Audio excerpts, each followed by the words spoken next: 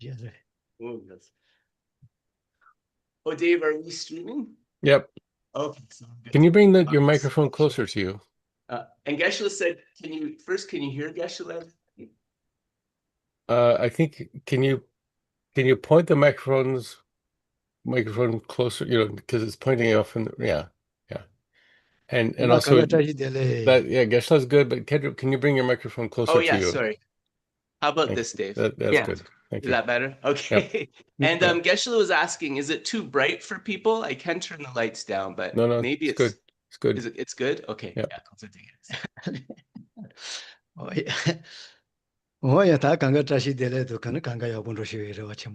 So first of all, Tashi Dele, greetings to all. Geshe hopes that everything is going well.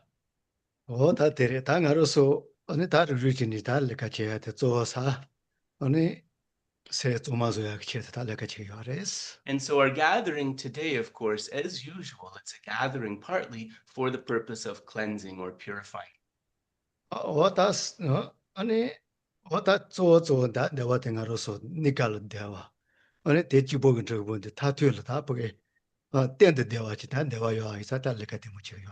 And of course, connected with that, we should remember that what we are aiming to is happiness, right? Not just those temporary moments of happiness, but also that lasting, stable, and ultimate happiness. This is important to keep in mind.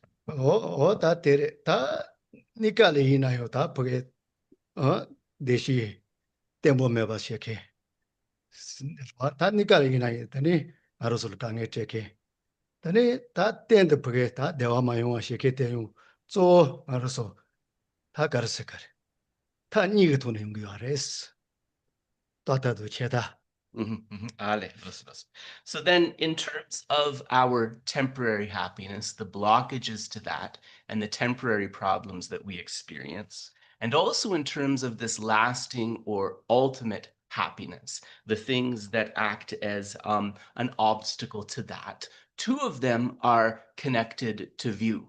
So we could say the view of eternalism and the view of nihilism are partly what blocks this happiness that we are seeking.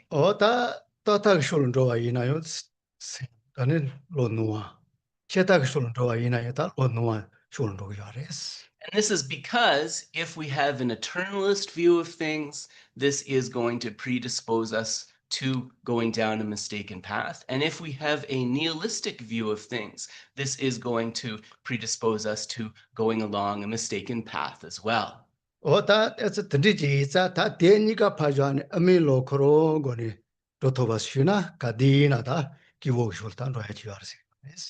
So it's because of that, right, that we want to discern and find that middle way path between these two extremes. This is what is going to lead us to well-being and happiness.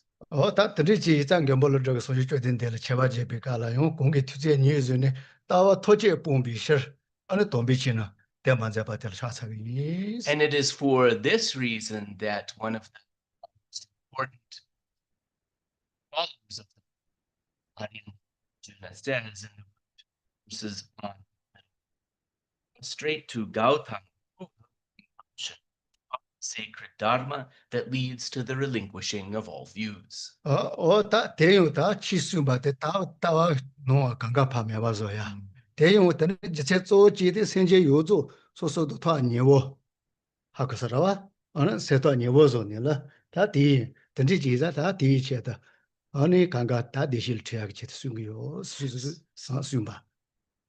Yeah, so the truth is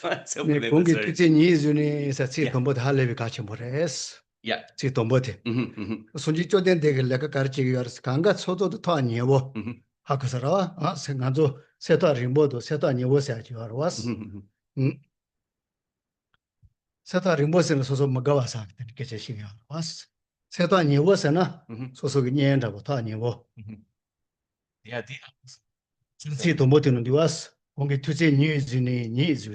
Yeah, so then Geshe, okay, so this is another thing where the English translation doesn't really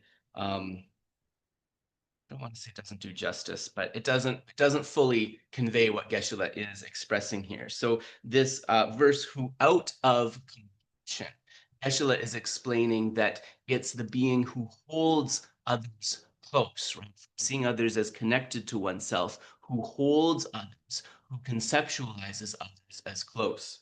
다 던지지래도 스타워나 던지지는 다 가로서 노아도 로요도 봐 다 덤버세나면 가로서 찔레비갈 간지지는 거 알아스. And so then having understood then how is the follower to be able to discern between those paths that are right and those paths that are mistaken? 다때 할비 같이 못 지르다 간조. So that's very important. 예송의 간지지는 도망가로서 밀지 다 라빠지는 밀지 통용 거 봤어. So when we think of an object, let's think of an object that we're perceiving with our visual sense. We first conceptualize that based upon what our based upon what our eye is seeing. So whether it's a human being, whether it's a particular kind of object, this initial apprehension of it happens through the And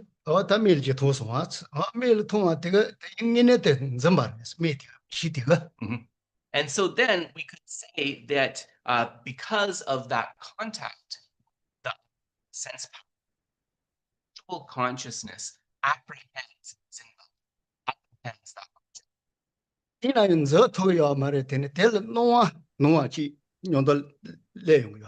But the problem is, along with that apprehension of the object comes along an appearance. There is an appearance that comes along with that.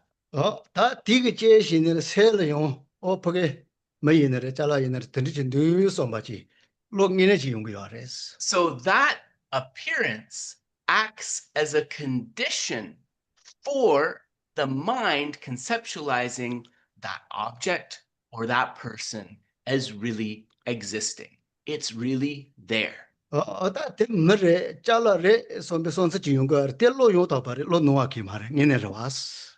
let us be clear, the mind that is discerning, like this is a human being, this is an inanimate object, this is not the apprehension that we are saying is incorrect. This is a correct apprehension. The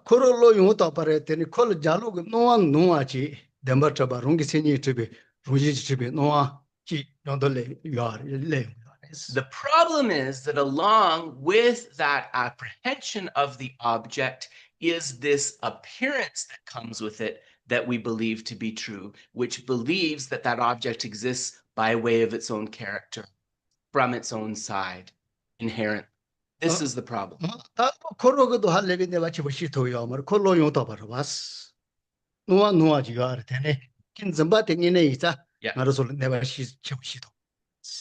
Now, let us be clear. The mind that is apprehending the object, because it apprehended the object correctly, discerned the object correctly, just on the level of the appearance itself, there's not much it can do to kind of so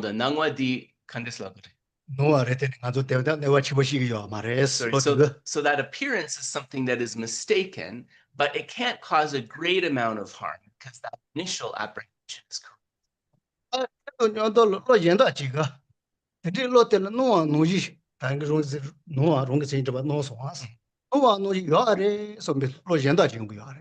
But what happens is that, so you have so then you have this initial mind that is apprehending this object, and you have that appearance, which in and of itself is not disturbing things so much. But what happens is that appearance leads to the arising of another thought, which is thinking that, yes, that really exists there. I see a lot of messages coming. Is our sound okay? I always worry whenever we move to a different. Yeah, Ngawang, I think there may be a poor network connection because it's cutting in and out and sounding garbled, which seems like a low bandwidth problem. Like a what? Low bandwidth. Can you move the laptop somewhere where there's a better Wi-Fi connection? How would I move the laptop though without taking apart everything? I don't know. It's not easy. It's actually right by the router. The router's literally 6 feet away, maybe 5. Okay, so maybe it's not the local Wi-Fi, but your building or something. Anyway, it's cutting in and out. Go ahead. It seems to. Okay, let me see if I can do something. Hold on. Josh, you're saying something? Yeah, it seems to happen when Ngawang moves his head. So I actually think it's the position of the mic relative his face. Yeah, Geshe cuts in and out a little bit too. Sorry? It happens for Geshe as well, more so for Ngawang. But it could be just that Ngawang talks longer than Geshe. I don't want to spend too long on this. Yeah.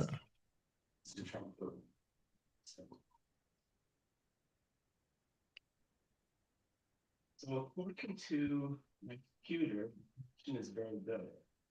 Not sweet. Wondering if it's YouTube.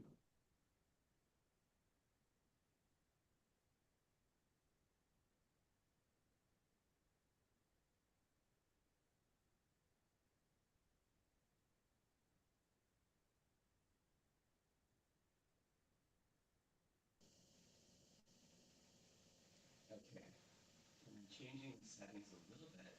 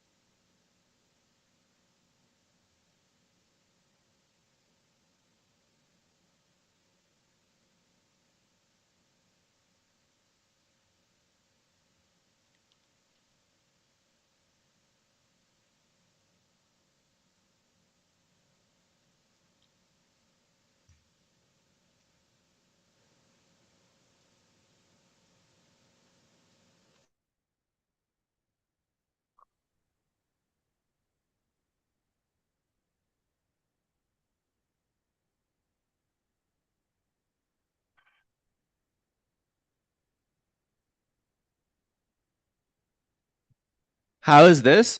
That's good. Is that good? Yeah. Okay. All right. I don't know why, but the sound settings is not letting me adjust the microphone volume directly in the computer. It's gone totally gray. So I tried to adjust things inside the computer, not on Zoom. Is Geshe? Yeah. Hello. Yeah. You can hear Geshe. Yeah. All right. So if it comes up again, let me know, but like let's discern between like kind of not perfect and really bad. If it's really bad, tell me. But yeah. There are times when we can't make out any words you're saying at all. Oh, okay. But what about now? It comes and goes. Right now it's okay. Right now it's okay? Yeah. Right. Oh, decent. So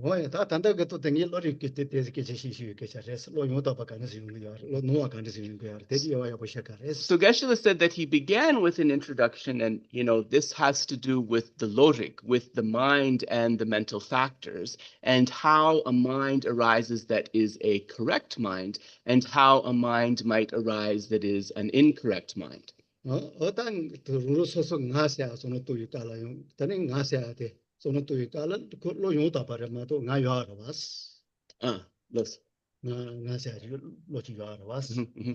Yeah. Right. So we could say that there is a mind that says like, I am here, I am there. This mind, we could say, is actually a correct mind. This is not a mistaken mind.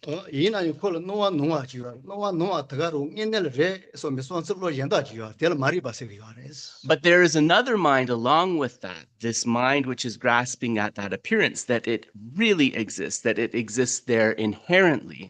This is the part of the mind which is mistaken. And so this is the ignorance of grasping at the self. Chokni kare?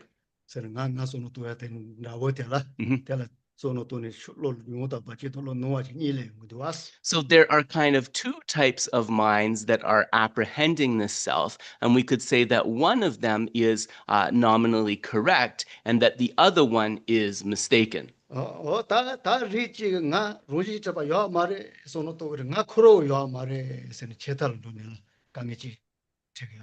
But we could have another mind that is arising, which is thinking, okay, you have this self, but then ultimately we're saying that the self is not inherently existent. So that means that there is no self that is there at all. To be clear, this is also a mistaken mind.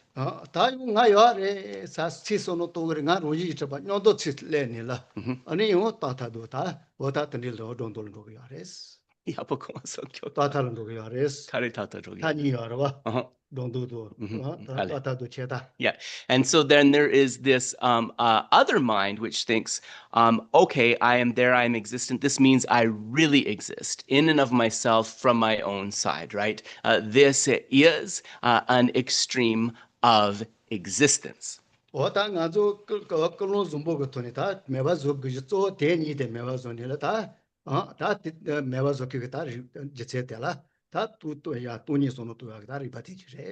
what we have to do, what we want to do is bring forth a good mind that wants to be able to steer clear of those two extreme views, right? Of this eternalism or this nihilism. And the way that we do that is we come to a correct understanding, to a correct apprehension of emptiness.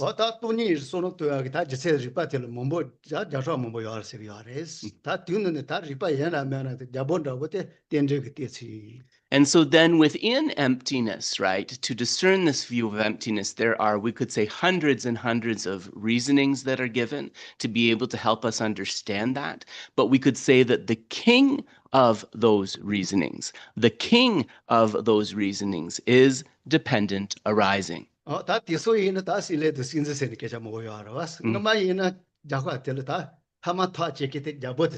Right. And so we say, here we say king-like, you know, these days we say a president or a prime minister. Here we are saying king-like reasoning because, of course, in the olden times when these texts were written, it was the king's seal, the king's stamp that was considered the final certification.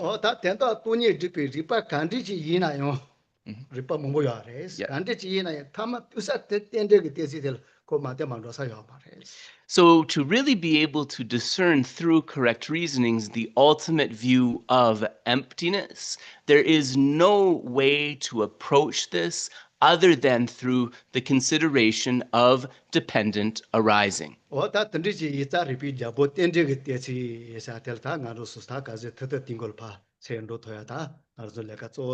So our main task here then is understanding this, to understand the king of reasonings, the words expressing dependent arising. It is to bring our mind to a discernment, to an understanding of that.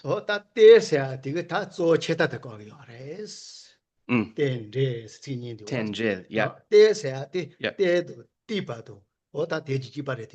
Chetala medro. So within this Tibetan word ten chung, right? You hear there are two sounds there. Is everyone hearing me okay? I'm making real effort to talk in the mic. Okay. Yep. I think my feeling is it's a mic problem. So I'm just going to try really to talk into the mic. So it is ten chung, dependent arising. Yeah. The dependent, it's good. Geshe doesn't have to worry about sound and stuff. So I think he was wondering what I was saying. So the dependent part, dependent is the antidote to the nihilistic view. It is the antidote to the nihilistic view.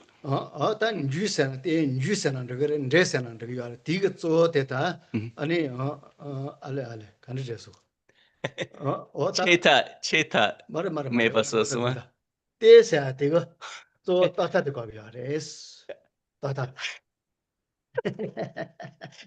This was not Ngodrup's mistake. So 10 which is dependence, this helps to overcome the view of eternalism, not of nihilism. It overcomes the view of eternalism.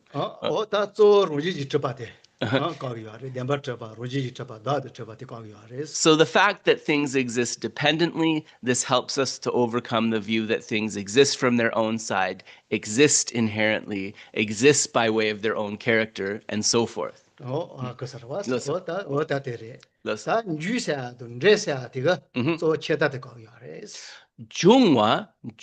in Tibetan, so it's ten chung. Jungwa means arising.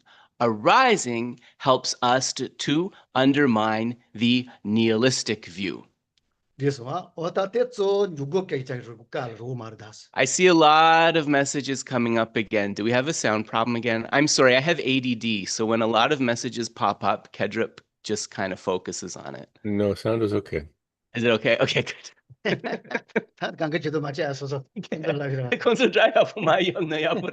Geshe's like, mind your own beeswax, but I'm like, no, but the sound has to be good for folks.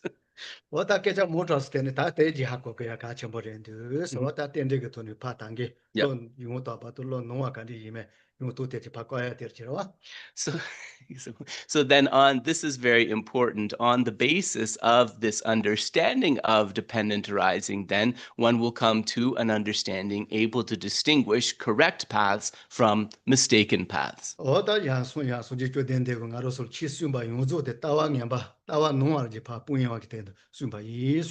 And so this relates to this verse where it says that the Buddha taught the sacred Dharma that leads to the relinquishing of all views, right? So the reason that he spoke the Dharma was to be able to clear away all views that are mistaken.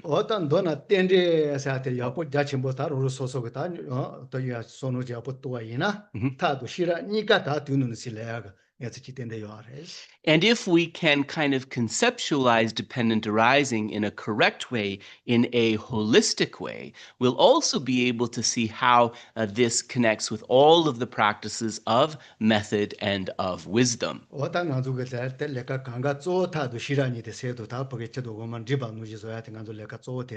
So our task here is, on the basis of this understanding, then, to engage with the practices of method and wisdom and mix them with our mind like milk and water mixed together. So that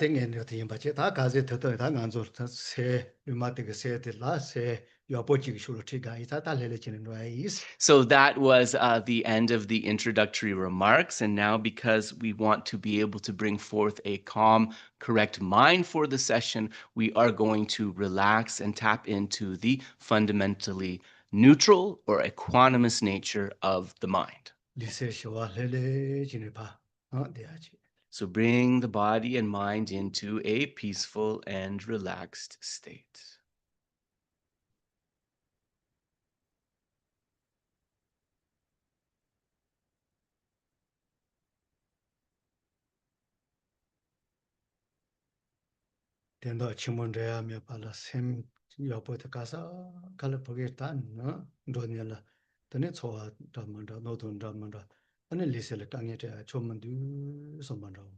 So trying to kind of go towards this great meaning, this great understanding, we understand that any outflows of the mind towards unpleasant feelings, distracting thoughts, conceptualizations, and so forth, we want to relax all of these away.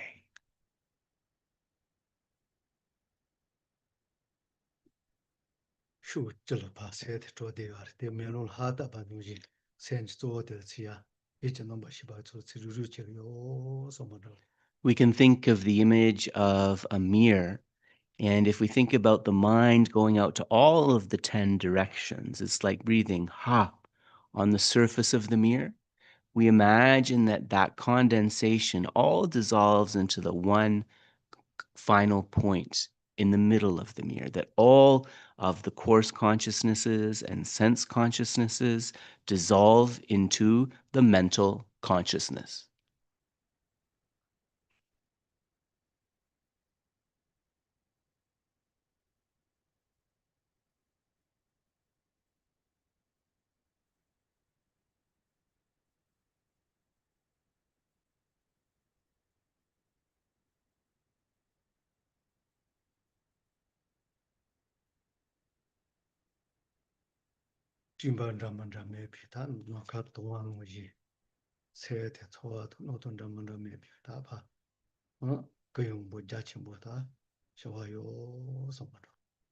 So think that just as a gentle breeze will clear away all of the clouds in the sky, that from our mind being parted from these distracting thoughts, feelings, conceptualizations, and so forth, we are able to appreciate its clarity and its vastness.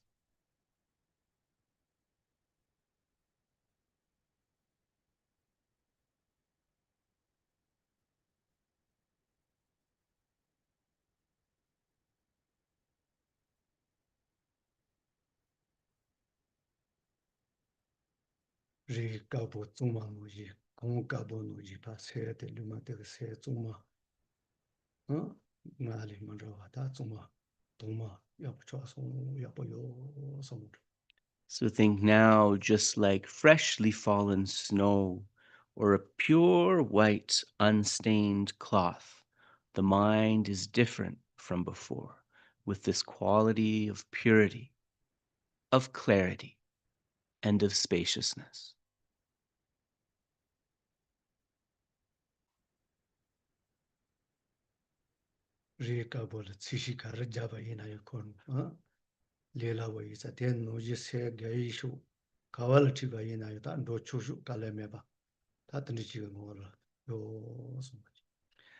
So with this, sort of dedicate yourself to wishing that just as I can dye a piece of white cloth any beautiful color that I wish, I am going to imbue the mind with qualities that bring forth joy and happiness.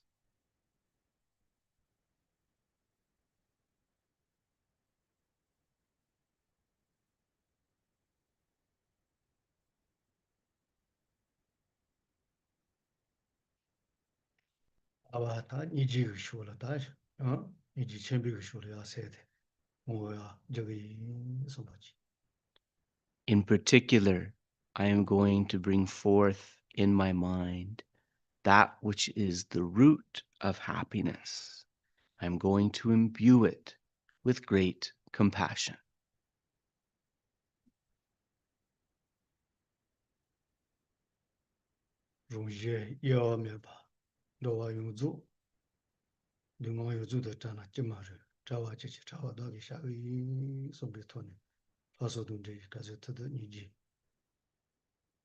So think, seeing no separation between myself and others, may we all be separated from suffering and the causes of suffering.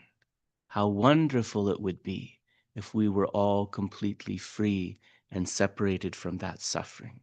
Then with that pure intention, I myself alone will separate all beings from suffering and its causes, bring forth great compassion.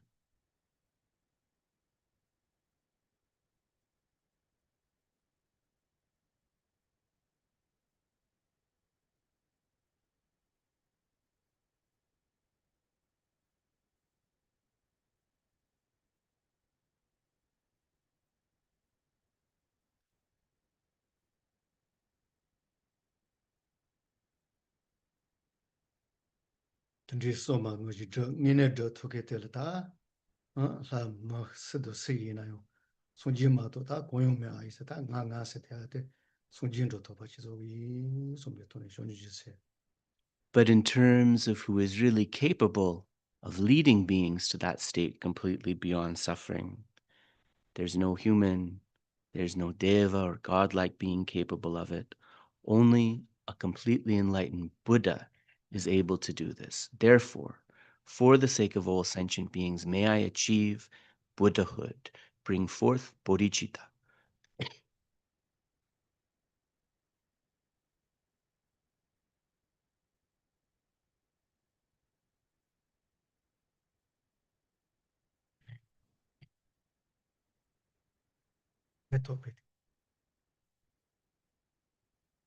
May all of the virtues I accumulate with body, with speech, and with mind become a cause to actualize that.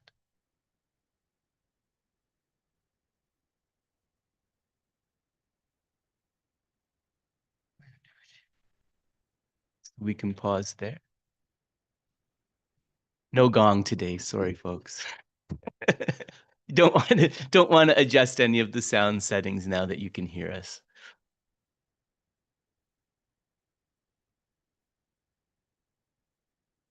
Again.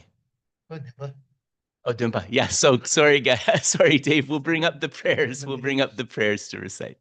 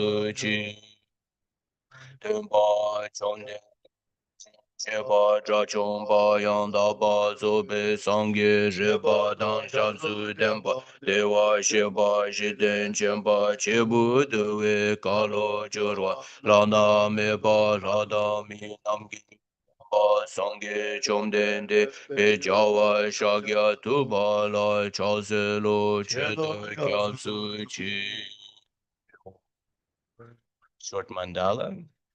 Peki jashi medo chan rinja lingshi nide gyamba di sangi jindo mide bowa gi jogu nanda jina che parasho idam guru ratna mendala ka niryatayami.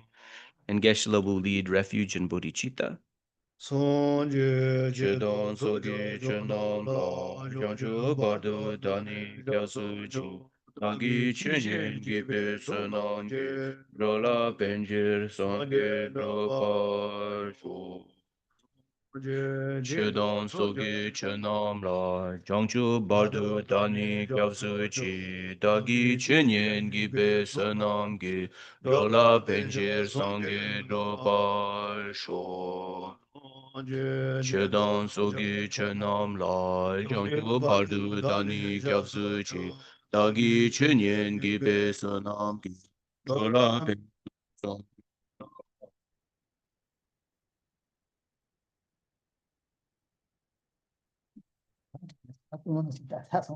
So in this way, so we have completed bringing forth the motivation.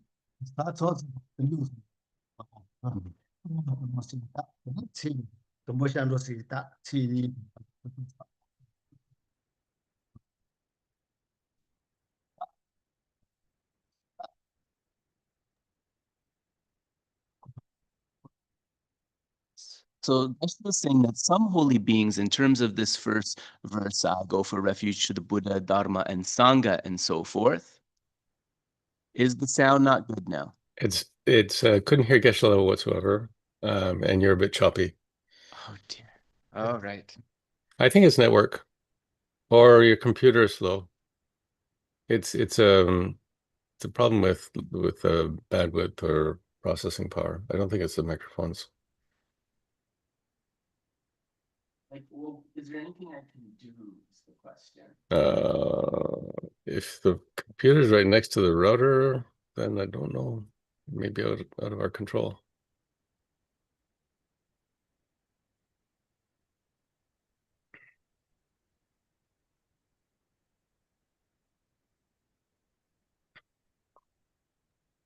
Yeah, no, but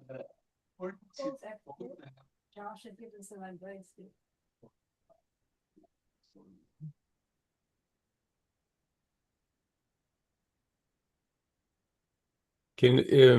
Yeah, Josh is saying something that here in the chat that I would think as well. Is there anything you have running also on your computer that might shut down?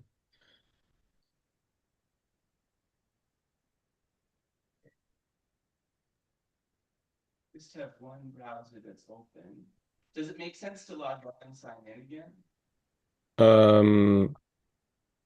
I mean, that can't hurt to try, but we'd all be booted off. However, if you have no, we would stay on. We would stay on okay. because Kedrip's not the host, so he could leave and come in again. Okay, that might work. Try that. Yeah, you'd reboot or at least log out completely. Yeah. You want me to do that? A reboot of the computer may help. Yeah. Yes. No, I'll do that. Thank you, Josh. Sorry, everybody. But then I think after that, I think this is the last fix I tried, and then unfortunately, but I tried.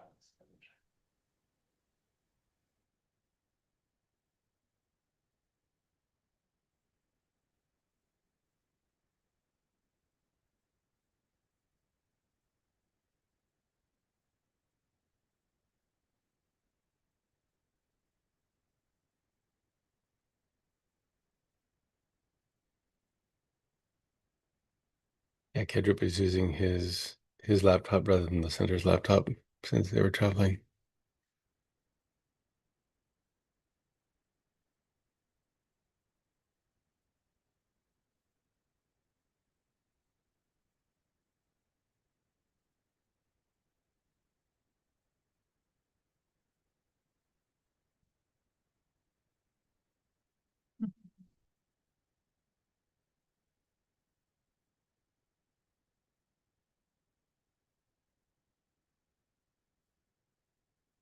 Get a better laptop for Kedrup. Yeah.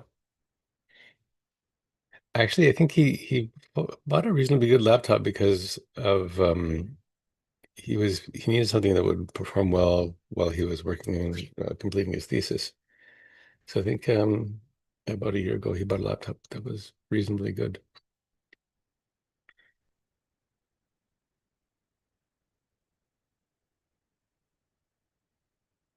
Sandra caught a really good laptop on quite a big discount. I don't see why he couldn't really use the center's laptop. Yeah, but he likes to have his own.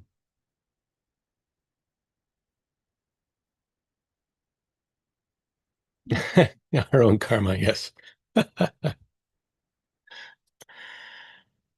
Yeah, I had a friend whose daughter was taking a course on negotiation. The title of the course was "Get What You Deserve," and her mom who's a Buddha said, "Well, you always get what you deserve."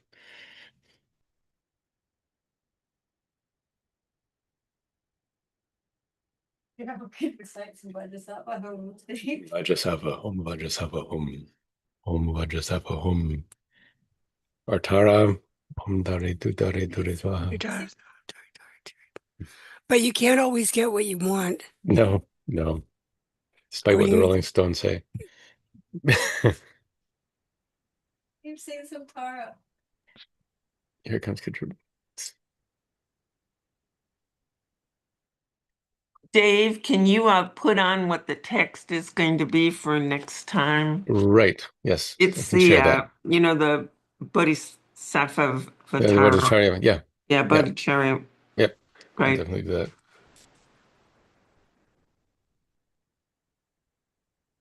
I thought I saw Kedra. Somebody joined the meeting. Where'd they go? I'm here. Can you hear me? Yeah. Oh, there you are. Okay. I see you. Thanks for your patience, everybody. So I don't know if this is the cause, but when I turned the computer off, my whole computer did an update. So maybe that was it. Yeah. I hope that it's better now. Yeah. Okay. Hello. Can you hear Geshe-la's voice? Yeah. Yep. Yeah. Okay. Thanks for sticking with us, everybody. And I'm sorry, I guess next time I have to make sure both the computer at this center and this computer are updated before we do anything. Mm. Okay. All right. So let us continue. Did Did you have a nice tea break, Geshe?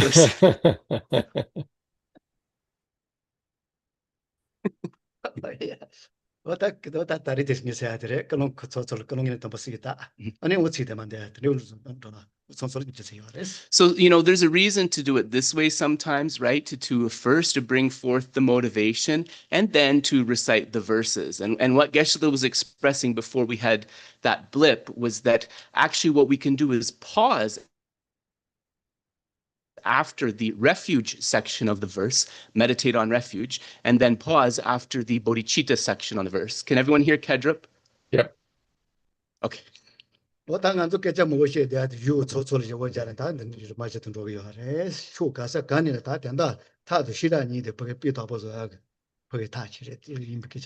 so Geshe says his method, right, of going through these different texts and then switching back and forth between these different texts, it's hopefully with the idea to give you a holistic picture of how to really bring forth and to improve your method and wisdom.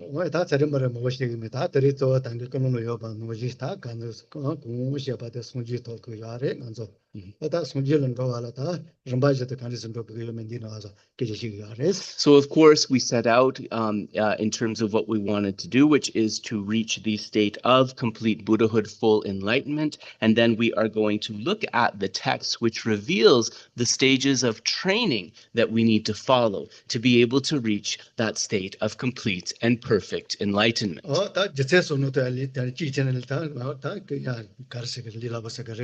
아니 소지를 이미지 소지를 보다 아주 잘 로게야 되는 거 가르래서나 나세 대한테 거로 담아만도 조야만도 아니 세세한테 조야만도 거로다 된다 좀 봐주던 거 그두스. So why is it that we need to go to this final goal of complete and perfect enlightenment? It's based in part on this understanding that we call the self or the I is something that continues, that flows on and on. That we call the mind is something that continues, that flows on and on. And it is partly for this purpose that we want to be able to reach the state of complete and perfect enlightenment. 소설로서는 또 나요 소지 마도 받을 레강인에 차야만도 아니 예로서는 또 와이나요 소지 마도 받아 아니 다 이제 강가도 돼야지만도. So if we think from the point of view of I think somebody's not muted the microphone. That's what the problem is. So then if you think about it in terms of the tasks that we need to accomplish, your own welfare is not going to be complete until you achieve complete and perfect Buddhahood. And also you're not going to be able to achieve perfectly the welfare of others until you achieve complete and perfect Buddhahood. So both from your own side and from the side of other sentient beings, the task will not be complete. 다 가제 터터 다 나세다 소소 된다 소소 순지살 가제 터던 6번도 그거です. And so that we call the self, what we want also is to be able to make sure that we get to Buddhahood as quickly as we can. We want to reach there as fast as we can. 다 소소 집어를 좋아하잖아는 코알코 일라멜라진 대바이나 대시 요바다 든지네 일라멜라지 되나요 할래야만 되는 예 자치문도와 용주 강에 전이 디세리 원용화 대가 저것만 되세요. So you might think, right, okay, well, if I stay in samsara, in cyclic existence, I'm more or less happy enough. So I can just kind of stay in this situation. It's not a big deal. But when you expand your mind towards others, you think, the longer I remain in samsara, all those sentient beings who are suffering, who are waiting for me to help them, the longer and longer that they're going to be experiencing those problems.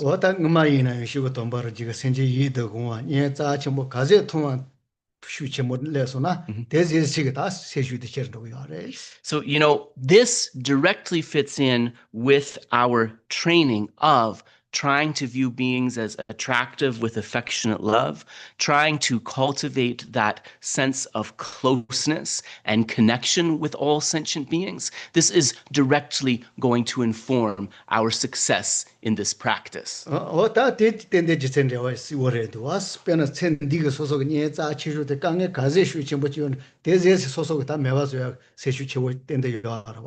And think about how this feeling of closeness works, how that impels you into action. Think about the person who you cherish the most, who's the closest to you, is experiencing a terrible suffering or a terrible problem. You are literally going to do everything you can in order to assist them.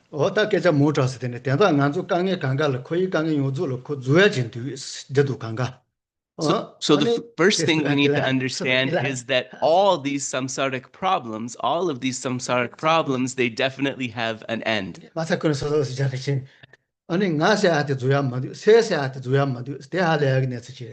So, sorry. I jumped in too early, apparently. So all of these samsaric problems, right, they definitely have an end. But that we call the self, that we call my mind, these do not have an end. So now we are going to go to the text. And I'm sorry, Kedrip's going to annoy and just ask from time to time because I'm worried about this now. Can everyone hear okay? Okay, great.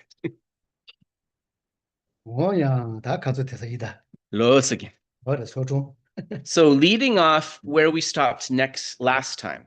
So for those of you who have the text, we are on page 105. And we're in the last paragraph on that, where the type appears in bold.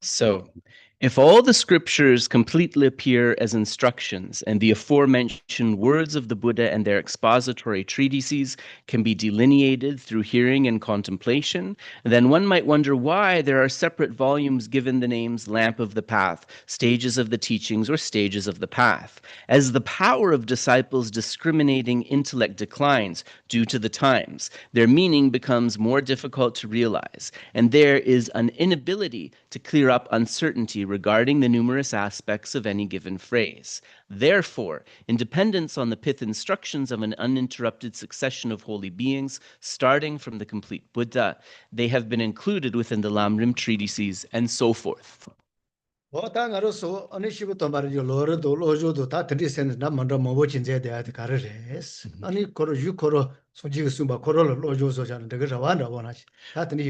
So this is answering a qualm. Can anybody think about or guess what the qualm might be?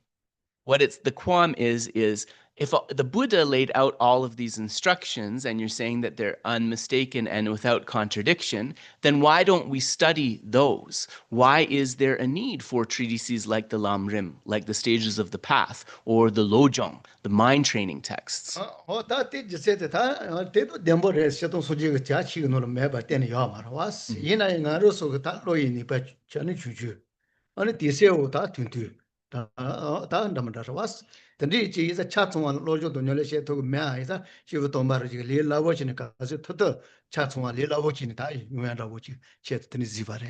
So, of course, we can say that yes, all of the Buddha's teachings, they are very deep and profound. But the problem for us is that intellect and our limited time. So, because we are kind of lacking in those two things, we wouldn't have the interest and the time to be able to read and discern the meaning of all of the Buddha's pronouncements correctly. It is for this reason, then, that the holy beings, through their essential instructions, distill the meaning of the path into these shorter texts, such as the Lam Rim and the Lojong. 다 대티스 시월에도 와 손지가 빼는 뭐다 왔다 바지 일지월 따와 대바이나 간조 로주 간지서 그거 요매 열레 간지서 그거 요매 따다 본지 하고야 리라워레면 와.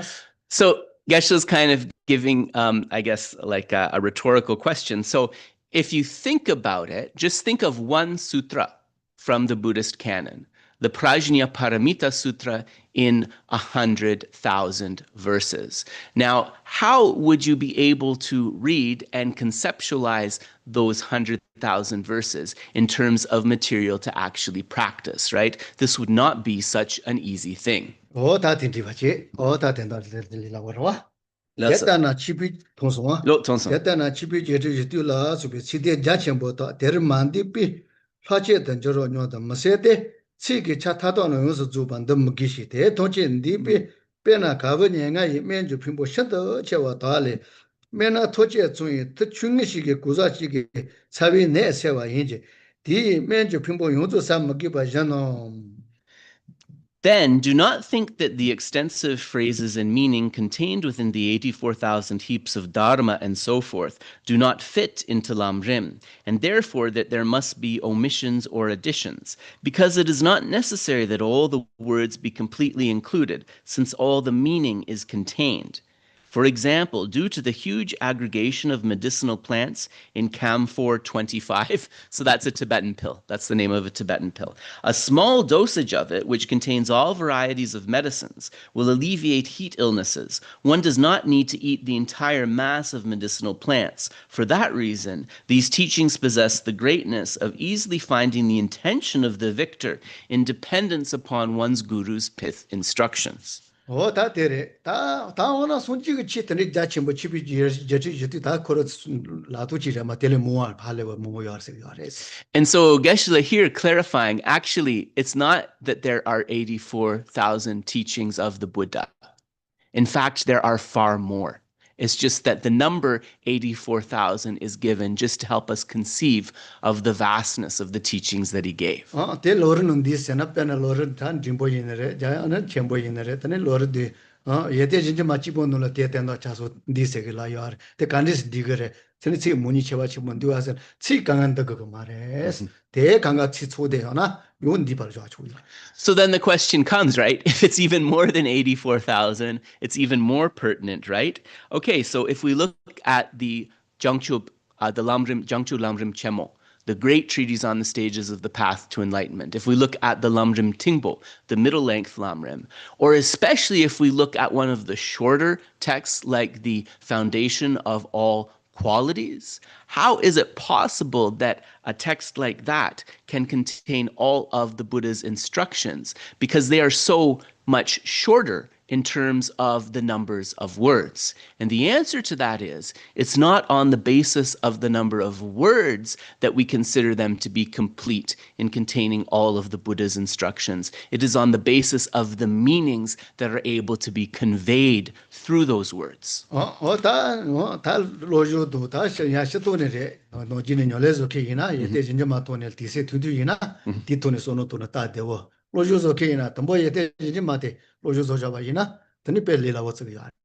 And so actually this is really helpful for us to keep in mind. If we want things that we can immediately practice, we can start with one of these kind of essentialized texts, like a mind training text, or Geshe says especially excellent would be the Foundation of All Qualities. On the basis of that, we get a rubric of the path and all of the things that need to be cultivated. And then in this way, based upon those shorter things, we can then explore more and expand our understanding.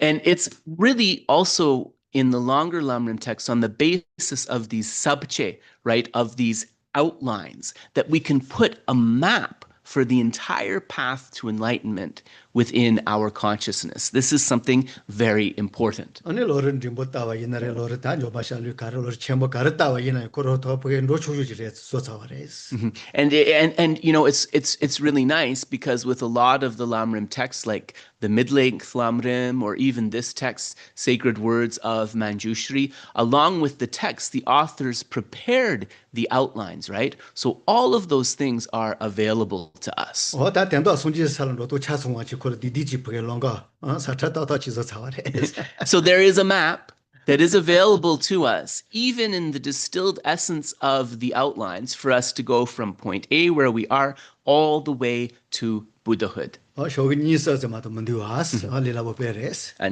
So Geshe says the outlines are only 2 or 3 pages long in some cases, and so that is something that is definitely doable for us. 다 리스마. 다 데레. 다 메일 페이지아스마스. 다 메야 다 노진에 가서 대세요. 손주지 세이너레 똥바니 이너레 내자미지. Nyeja-mienchi, yeah. 내자미지 더 더바데 다 손주지 세르잖아. 추요하레 돈이 또 베시라잖아. 추요하레. So Geshe is just going back to this point about this camphor pill, which is able to dispel all illnesses. He said that often we can speak of one remedy, 100 illnesses cured.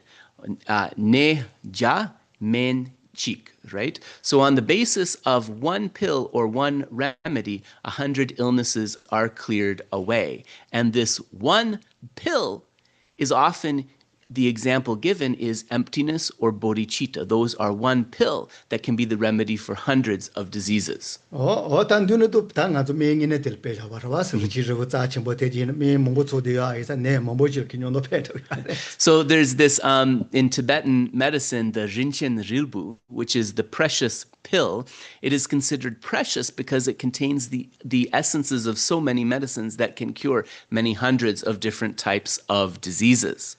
어다 로르 코로 가르이나 전에 제가 디디젤 로주셔봐 이나요. 손지가 수차솔로 로주도 다 놀래셔봐 로요아레스.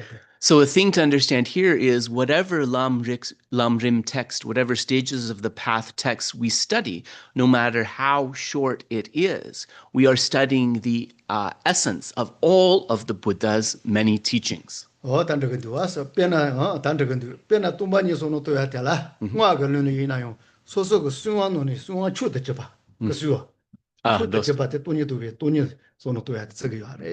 And also when we speak in some of the tantric texts, it talks about the supreme protector from all types of dangers is this mind understanding emptiness. So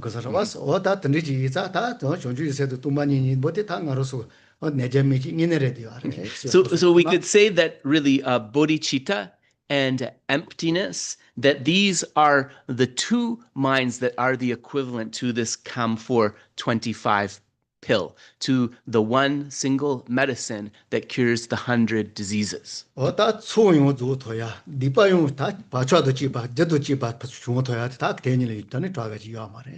It is something that these minds help us to clear away all of the negativities along with their imprints, and also help us to achieve a vast accumulation. So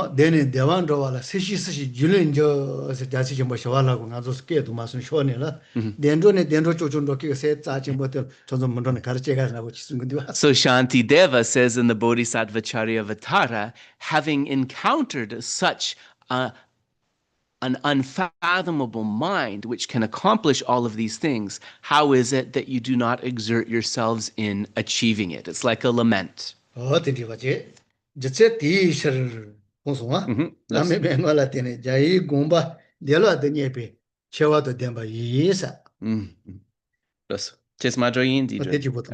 Geshe wants to go back and just highlight this one sentence here. For that reason, these teachings possess the greatness of easily finding the intention of the victor in dependence on the guru's pith instructions.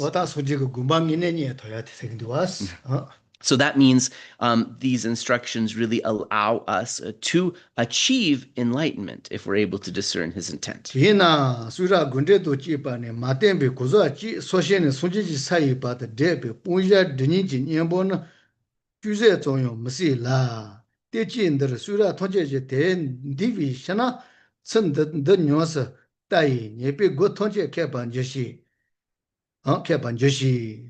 Thus, it is completely impossible that there could be an antidote to the two obscurations, the object of abandonment in the context of one person progressing as an ordinary being towards Buddhahood that has not been taught in the Buddhist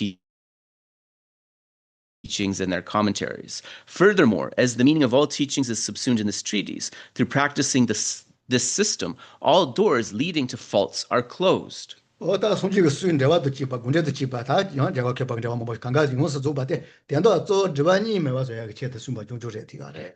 we can understand it even here when it says what allows us to actualize the intentions of the Buddha and the intentions of actually all of the realized masters. This is the series of instructions which allows us to accomplish only two things: the eradication of the afflictive obscurations and the eradication of the knowledge obscurations. So, we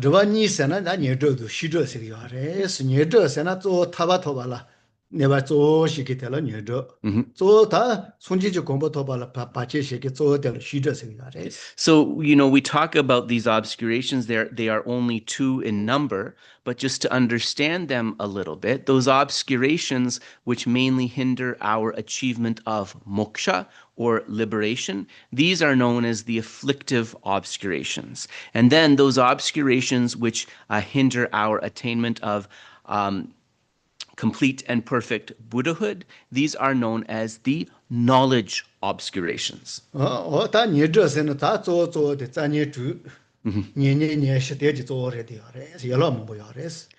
Trukdang, Nyenyen Nishu.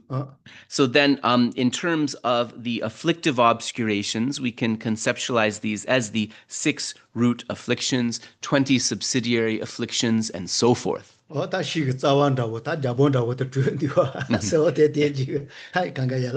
king of all of our problems, it is really those 6 root afflictions. And when we speak of the knowledge obscurations, these are sometimes given as the obscurations to wisdom, we can understand those as the latencies, the imprints left behind by the afflictions.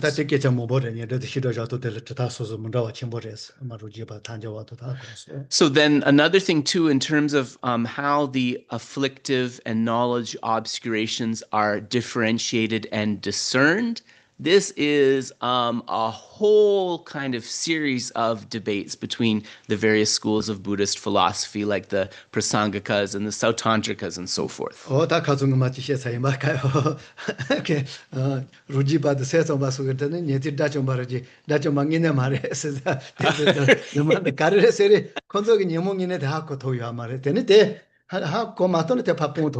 So then Geshe was saying that he cited, if you remember last time, a bit of this controversial view. I think he was teasing me because I said, oh, wow, like it was pretty heavy that, that the Prasangakas are saying that a lot of the other schools, those beings that they designate as a foe destroyer, they are not really foe destroyers because they are not able to correctly identify and eradicate all of the afflictions. Right.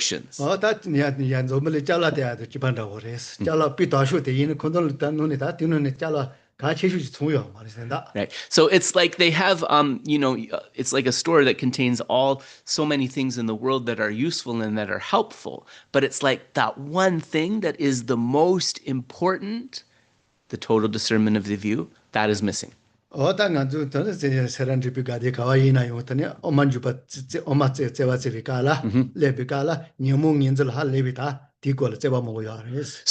actually in Sera, Drepung, and Ganden, right, these 3 big Gelugpa monasteries, when they are doing their Uma classes, their middle way classes, debating about how to actually correctly recognize the afflictions. This is a huge topic that they explore in those classes.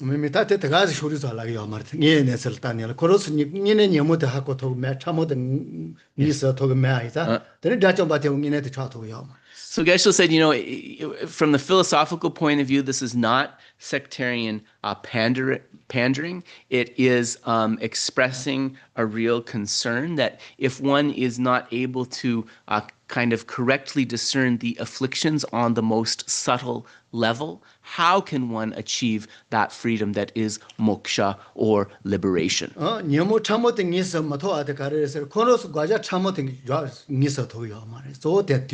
So why can't they abandon the subtle afflictions? Because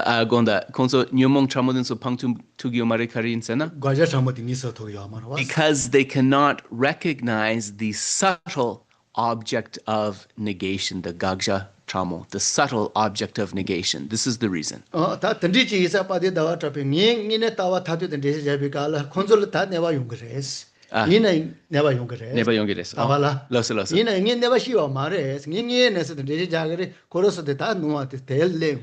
So that is why Chandrakirti, in his text, he states that, it is not that I wish to harm the views or harm the sentiments of those followers. It is just that through propounding the view correctly, their views will be shown to be faulty, to be mistaken.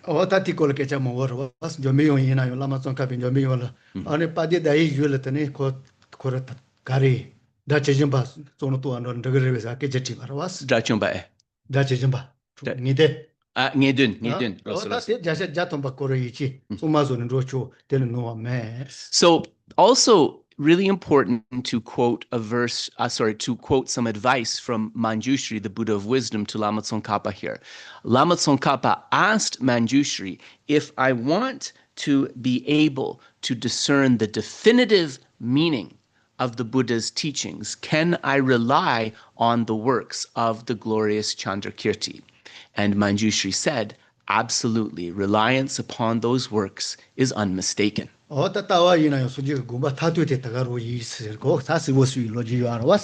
Mañjuśrī said it is through that view expressed by Chandrakirti that one will be able to reach the complete state of Buddhahood. This was declared definitively. So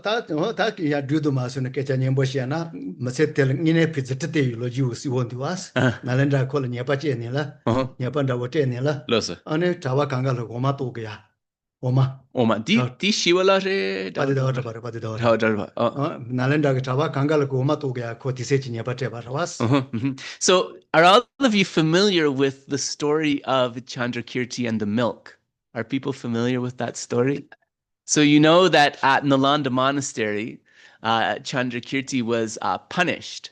And his punishment was that he was going to have to offer milk and all of these other things to the assembly. So it's like a fine. It's like a fine when you do something wrong. Yeah,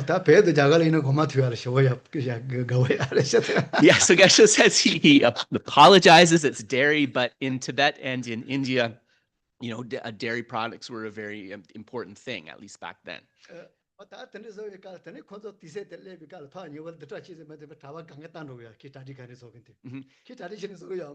And so then, so Chandrakirti had to offer milk to the assembly, and a date was decided upon for this. So about a week before he had to make this offering, some authorities at the monastery came to check on his preparations, and they said, we don't understand what happened, but like Chandrakirti hasn't prepared anything at all, actually. And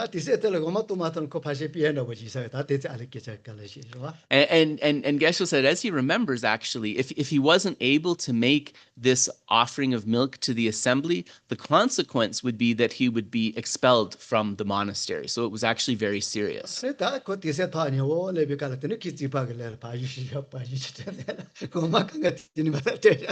So when the time came, he drew a picture of a cow on the wall of his room, and then he milked the picture of the cow, and in this way he was able to make his offering to the assembly of monks. So Geshe said in the sort of preamble to the Madhyamakavattara, the entering the middle way text, it speaks about this actually. So, this really shows that he was somebody who was capable of what we say the Zutra, the legs of magical emanation, in other words, miracle powers. Oh, that's good. Okay. Okay.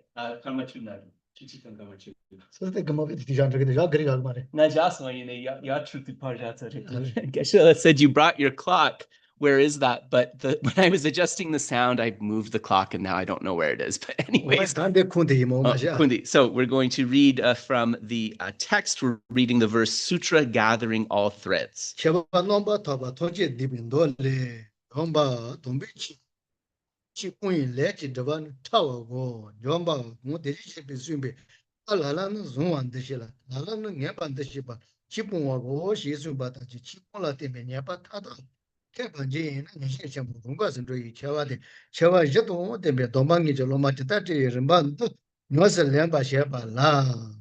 Okay, so from the Sutra Gathering All Threads, Mañjuśrī, the karmic obscurations from discarding the holy Dharma are subtle.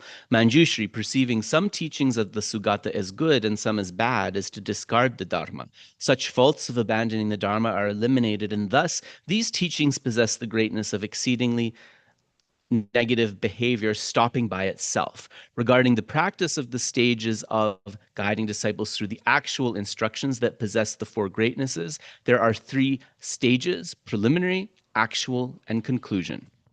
So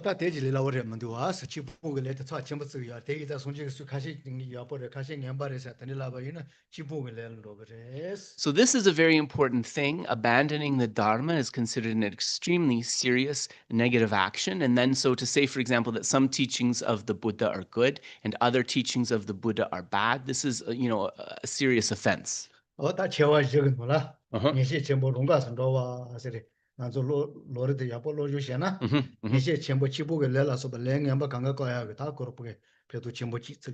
So, we can see that the Lam Rim, the stages of the path teachings are extremely beneficial for this reason, in terms of the four greatnesses, the one being discussed here. They help us to see that all of the teachings of the Buddha are without contradiction. If we are able to understand this, then we can avoid the heavy negativity of abandoning the Dharma. So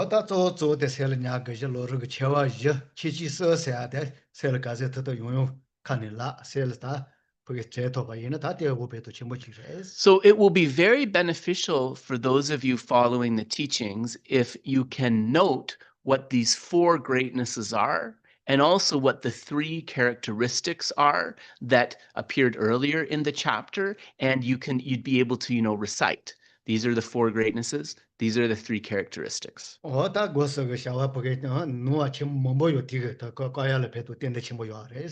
Because, if we understand the essence of this, it's going to help us discern sort of a lot of faults and to be able to avoid them.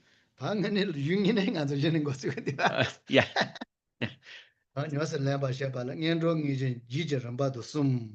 So Geshe was just joking. Now we finally come to the actual text because we're concluding the preliminaries. So it says, first, with regard to preliminaries, the earlier stages of the path of the three beings act as preliminaries of the later ones.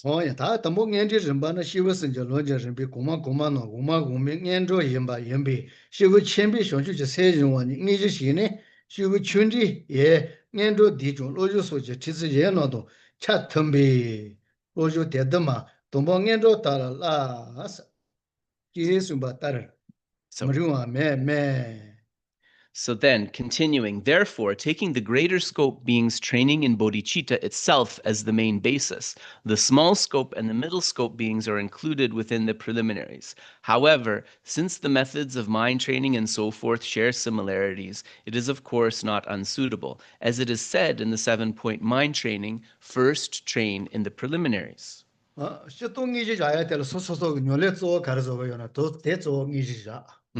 하고송. Yeah. 단조니까 이날에 저마다 바이날에 다시 전주지 세이날 가르쳐 녀래 가르쳐요. 대기지도 추야. 소소들. So Geshe said that, here we're talking about the structure of the text, but in terms of ourselves in our practice session, whatever we want to focus on that day is the main practice for us. So we may be thinking about the freedoms and endowments as our main object of contemplation. So that's the main part of the session for you. Or if you're thinking about death and impermanence, that is the main part of the session for you. So in that context, you discern it yourself, actually. 다 눈으로 걸어를 만들어도 되라. 뭐 뭐라고 되지요. 아시도로와. 다 러를 찾아봐 이나 간들이나. 또 전주 세대 이제도 녀래 저어되자. 시원 뒤도 추원도 니니 뭐데 녀도 들죠. 아니는 너도 지도와.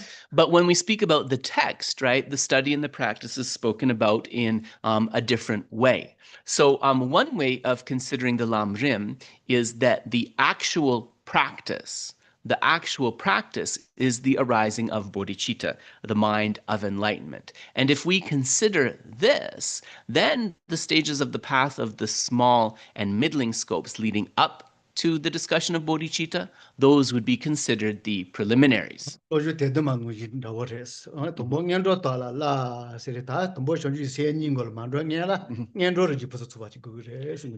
so to support this, the book here is quoting the 7-point mind training, Lojung de Duma. First, train in the preliminaries. And what we can understand this exhortation to mean is that if we want to be able to bring forth bodhicitta successfully, we need to prepare using those preliminary instructions.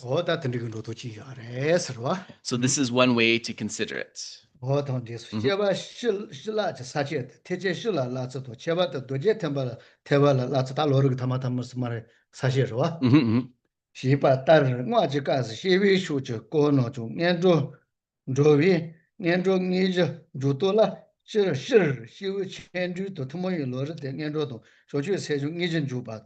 요나 사실 셰츠 공사 니에토네 ngwa 고는 니제 줘대 시버선 조로제 르비 셰쇼노 년도 요츠 이사 소소 디베 년도도 니제 조도 찌리 공위. So continuing, in the section titled Training in the General Conduct, it lists the general way to train in the Mahayana and the particular way to train in the Vajra vehicle. Thus, in the context of mantra, the topics regarding conduct are also preliminaries. Regarding whether something is a preliminary or actual practice, generally the paths in common with persons of small and middle scope are preliminaries, and training in bodhicitta is the actual practice. Or, by way of the aforementioned division of the sections of general conduct, topics concerning Tantra would be the actual practice, and the conduct of the stages of the path of the three beings would be the preliminary.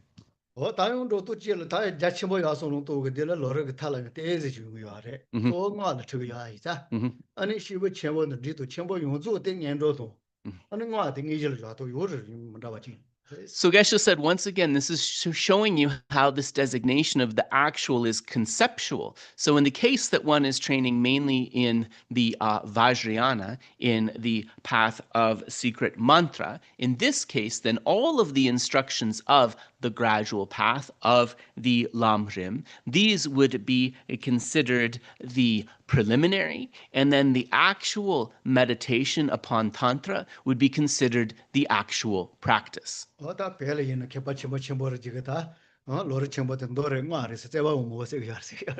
And actually, so, considering this, there is a lot of debate amongst some Tibetan scholars over whether the Lam Rim Chemo, the great treatise on the path to enlightenment, would be considered a sutric text or a tantric text.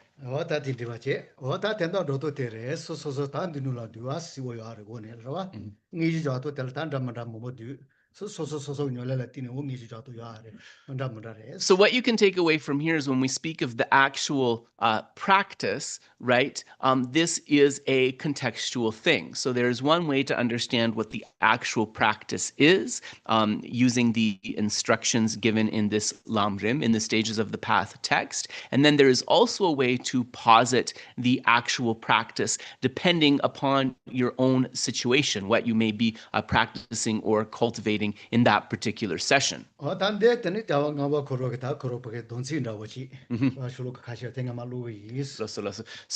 what we're going to do, yeah. So what what we're going to do is Geshe said he's going to read a big section in Tibetan. This is actually a very nice place to stop because it includes some concluding verses and a promise by the great fifth Dalai Lama. So I'm going to let Geshe read that whole remainder. It's just a couple of paragraphs, and then I'll read it in English in an efficient manner. Yeah, and so Geshe said this is really nice because this takes us to the end of this chapter called the virtuous middle, and then when we come back to this text in a few months, we'll be able to start on the new chapter, the stages of guiding disciples.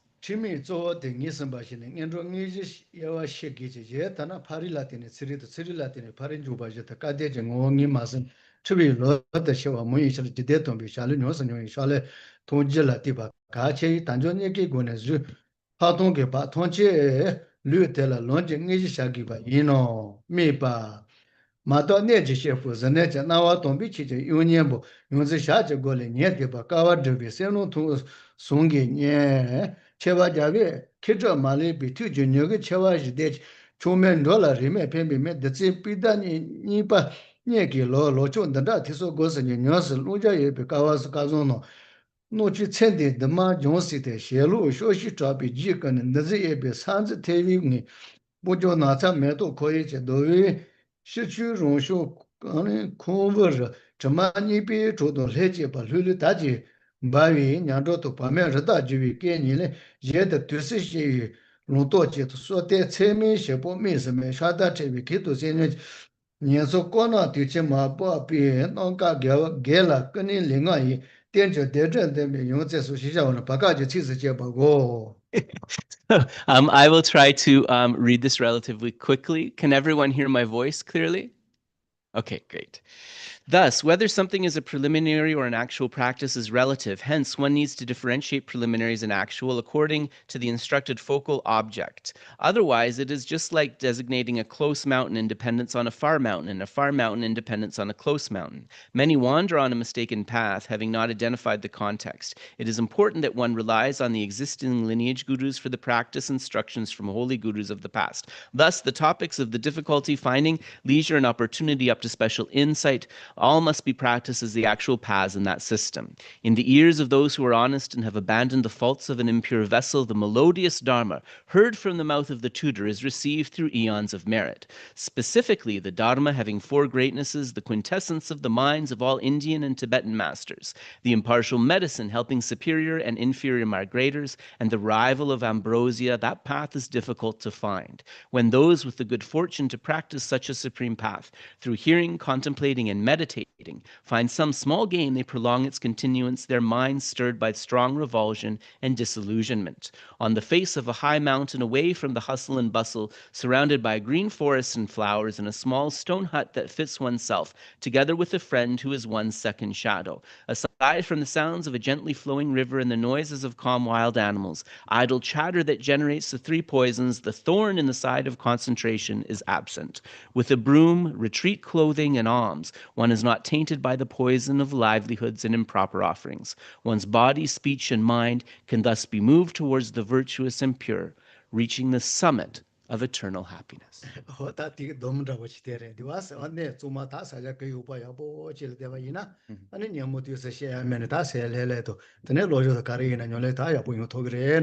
So this is saying, having sort of found this good place in a vast, spacious situation where one can abide in retreat, one can reduce the poison, the afflictions of the three poisons, and in this way, one can focus upon a study and practice. So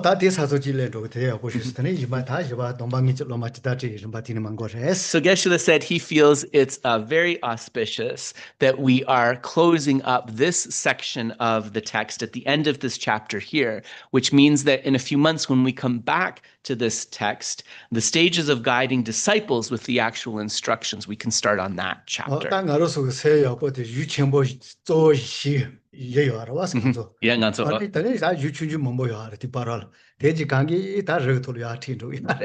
Geshe said, we are studying 4 main texts, so like the 4 actual texts, and then we have other kind of enhancing instructions with the shorter texts that we're looking at. He is teaching all of these texts with the ardent hope in helping you to be able to first discern that mountain and then to reach its summit. So as you know, when we pick up in 2 weeks, so we have a weekend off next week, and following Geshe Sherab, Geshe will begin his teachings on the Bodhisattva Charyavatara, picking up where we left off. And so we'll also continue with the side text that we've been doing, but Geshe also said he's very open to your suggestions. You can email kedrup@lamayeshiling.org for other side texts that you would like to explore as we continue with the Bodhisattva Charyavatara. So the Sutra of the 10 Grounds, for example, is one text that Geshe was thinking to look at as a side text, maybe when we finish with the one we're on now. Pema Karbo Dodi Marewa. Yeah, so Geshe said we had a few ideas, but anyways, so I think maybe what I can do is get Geshe's ideas and we can like email folks or something, and then we can see what people are interested in. So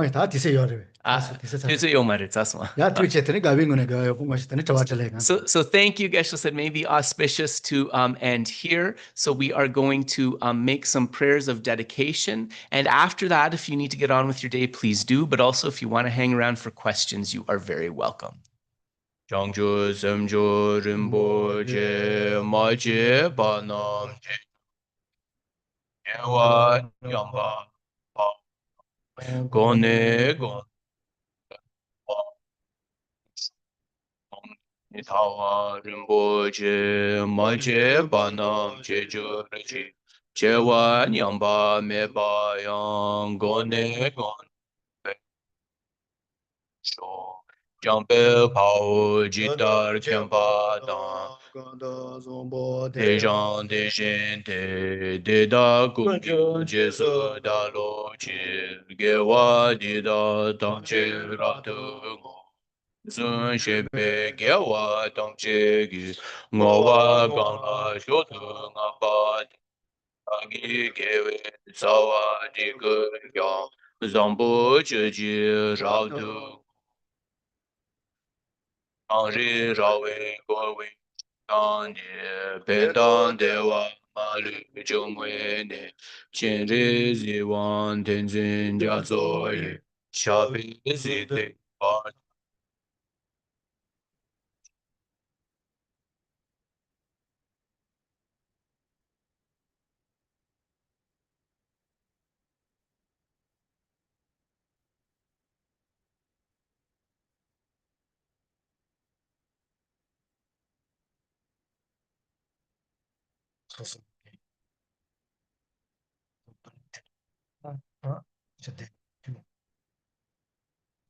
So through the virtues that we have accumulated, we dedicate this to peace being able to be achieved in this world.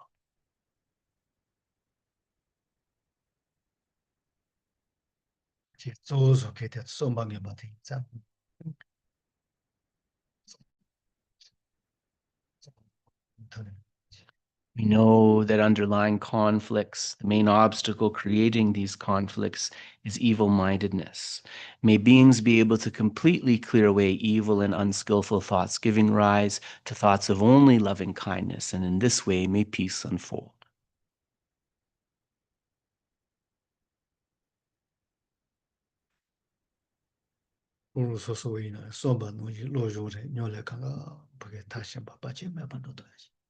Just as we wish and hope, may all of our study and practice be able to reach culmination perfectly without obstacle.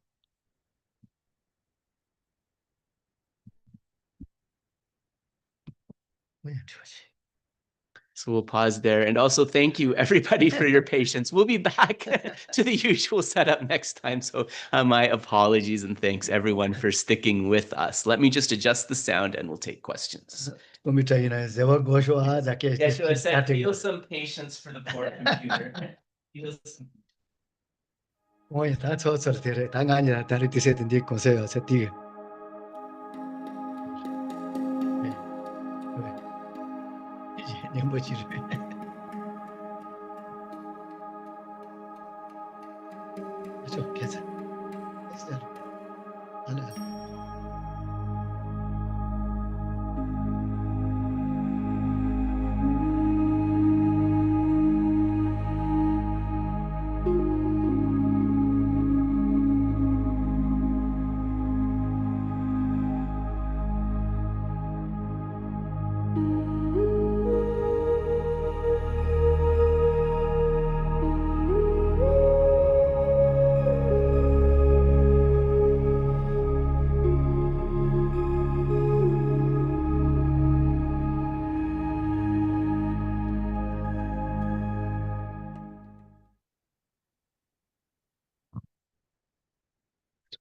Sorry, David, is that the end?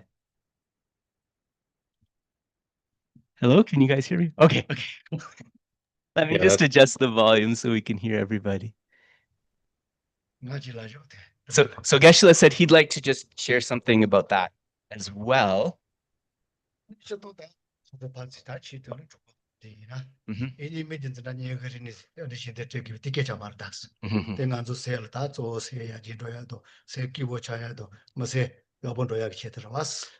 wants to say, he understands that people have different means. And so, by sharing this, we're sharing the value of that mind, right? But what we're not saying that, if you or your friends want to come and listen to the Dharma that we share here, that's not what, that you don't have to pay. That's not what we're saying, right?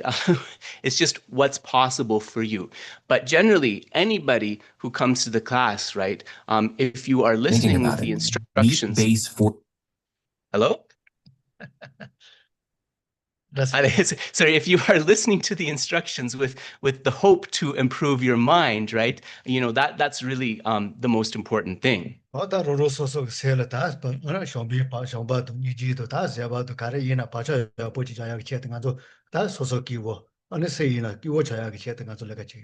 So our task here really is to listen to the instructions and then to try to bring forth love, compassion, patience, and other positive qualities within our mind. And that is a gift that we can give to ourselves and also to others, right? We become a source of happiness for others. So, please share with people and also with your Dharma friends that ultimately this is the purpose of listening to the Dharma.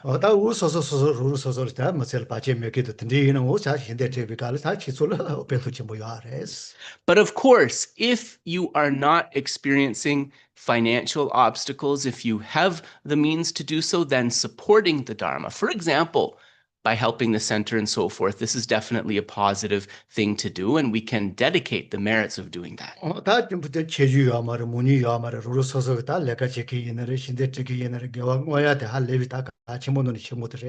And the advice that's given here is not just for the people who donate, whether smaller or larger amount, but also for the people who volunteer, also just for the people who come and listen to the teachings. All of us are accumulating merit, so it's very important that you dedicate the positive energy that you accumulate. Dedicate the merits. Oh, that it is.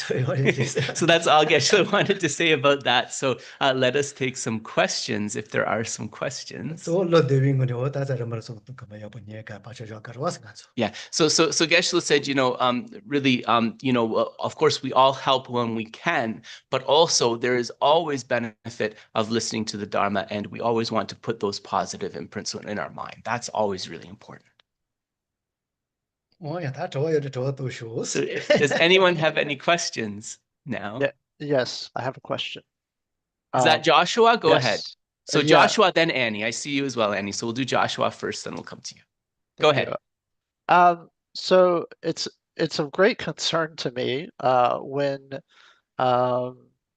when I hear things about other schools outside the Gelug tradition, that, you know, even if it's a different path such as Theravada, the concern is to not abandon the Dharma, because there is a natural tendency to become sectarian. Like, oh, Yes. I'm Gelug, I know the best way, and that's very problematic. And I would like to do my best to avoid when my mind starts moving in that direction, because it's almost a natural tendency to do that. Like, what can I do to stop my mind from moving in that direction? Because I don't have a complete understanding yet, so it's very easy to do that.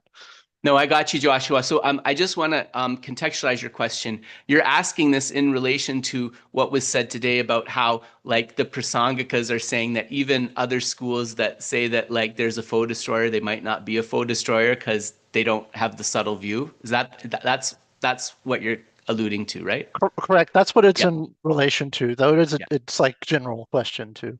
Yeah, no, it's a good question. But I think it's nice to have the context too, because then maybe Geshe can clarify. Nganso chirtang chupangya gile dile tsachewa yoma res rwa ine nganso dapo ine nganso di geluk gidrotang drogyo son then it di geluk di yakshu yin samso chik leb sigire rwa then nganso churi tsapo gi chuk droya gi nyanga khadi ine re duas karin sanangama nganso di telgyo waden so konso di druptama agenda den so dra chompa yin slav di peche dra chompa mares karin sana konso nyomong sabmo den so ngosen tu gyo mare rwa nganso di kandesla gre mengak din la tenedi kanisla kare churi tsapo madroya gi tap kandes chigyoresa meme ta tedo tanda la te ji so te ji was o ta shuri shena ta lo so ni bi tone so ta je so so lo yu ashu kari yung yo na akaso o te tana ko ta ne pas ke mar was lo ye ma to so gi ta chi lu she go so ne o ngan zo de ya ga ye kon zo de du ga res te ni la na ta ten de o ne pares.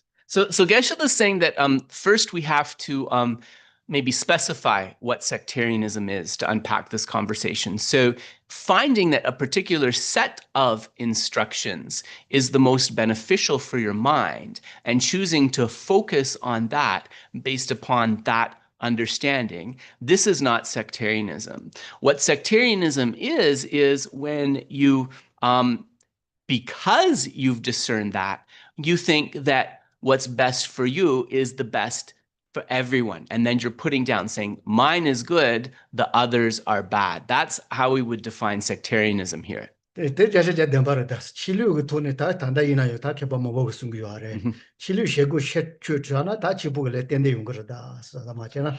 And this, you're absolutely right to be concerned about it, because many great beings have said that the danger of criticizing other spiritual traditions is that we can fall into the negativity of abandoning the Dharma. And this is an extremely heavy misdeed. Ta tanda nganzo Lama Tsongkhapa ge tawa kare ina de chin de den do yo was ta tawa jendo mo bo yo are o ta koros te pet no are se yo amare koros te o ta nganzo chena koros ta tawi lo tibi ta chi re na bona so to na no ta So the way that we could think about it here is we think, okay, with this particular text, right? Because Geshe does texts from other schools as well. So with this particular text, we are trying to uncover Lama Tsongkhapa's view. And that is a view which is going to lead us to that goal. But we can also think that the other instructions are views that are more suitable for those adherents to work towards liberation. This is a way of conceptualizing it that will help you not fall into sectarianism.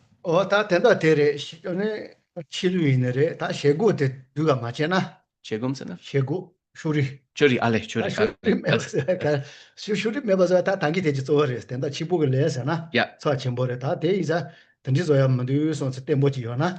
Shuri du choice tan yuya te pa ya kwagres. So Geshe thinks that if you have an understanding of what abandoning the Dharma is, what the misdeed of abandoning the Dharma is, and you are taking a lot of steps to avoid falling into this mistake of abandoning the Dharma, this will serve you well in steering clear of sectarianism. Ine kogi chiwa di nganso di telgyorwa denso konso mato peche dra chompa mandus la ya Mem teto nie ne se was. Ye ne de jane la. Korosote ta jire mato. So Geshe said the point about because I was saying that this arose partly with this statement about the prasangakas. So what Geshe said is when you hear things like this, you can understand that what it's saying, just maybe using those words, but what it's actually saying is those other explanations of the view are like a bridge. They are a step towards coming to the ultimate view, but they are not the ultimate view itself. You can think like that. But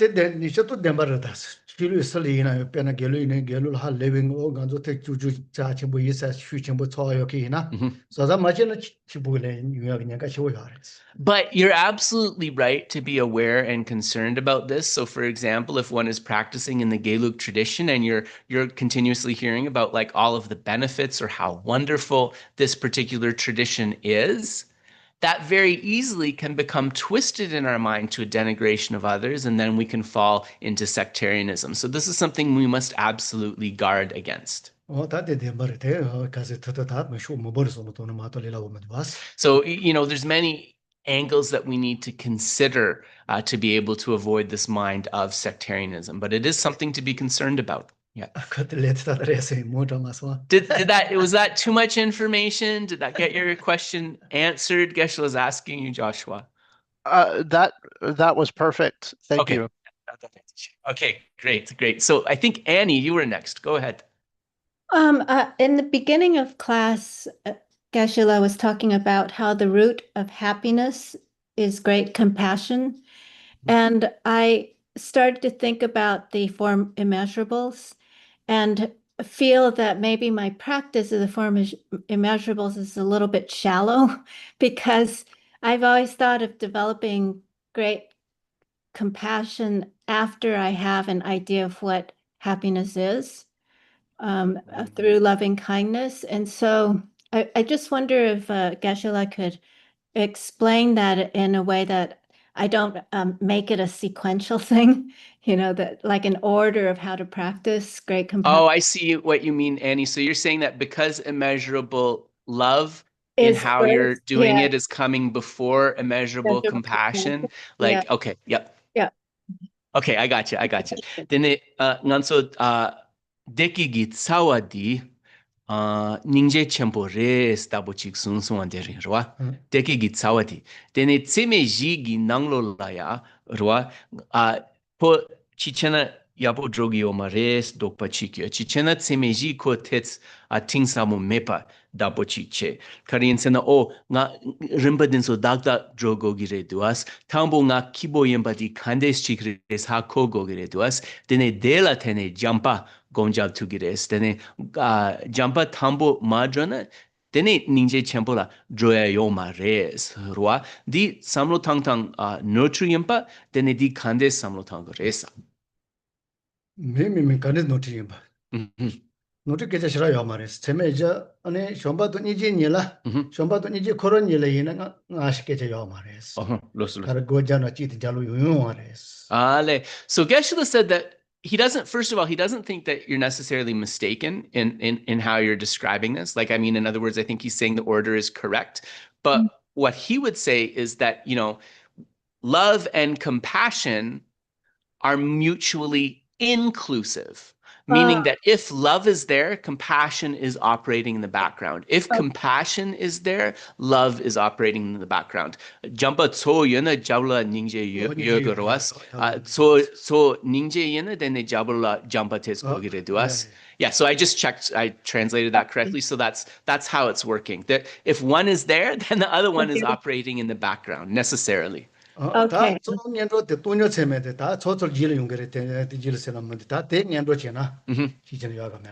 But in terms of being concerned about the order, Annie, Geshe is saying that in particular, immeasurable equanimity, he would generally advise that meditating on immeasurable equanimity is really good before you go on to love and compassion.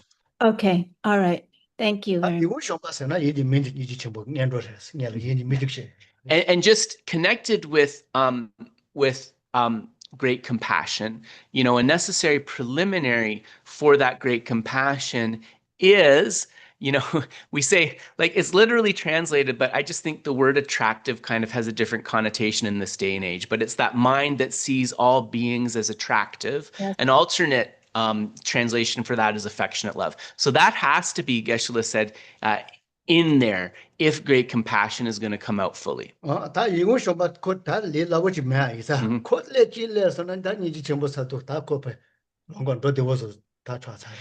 in fact, because it's not easy to have that affection for all beings, to have this affection seeing all beings as attractive, that's actually the tough part. Once that is achieved, Geshe-la's feeling is that then the compassion is going to unfold like relatively easily. And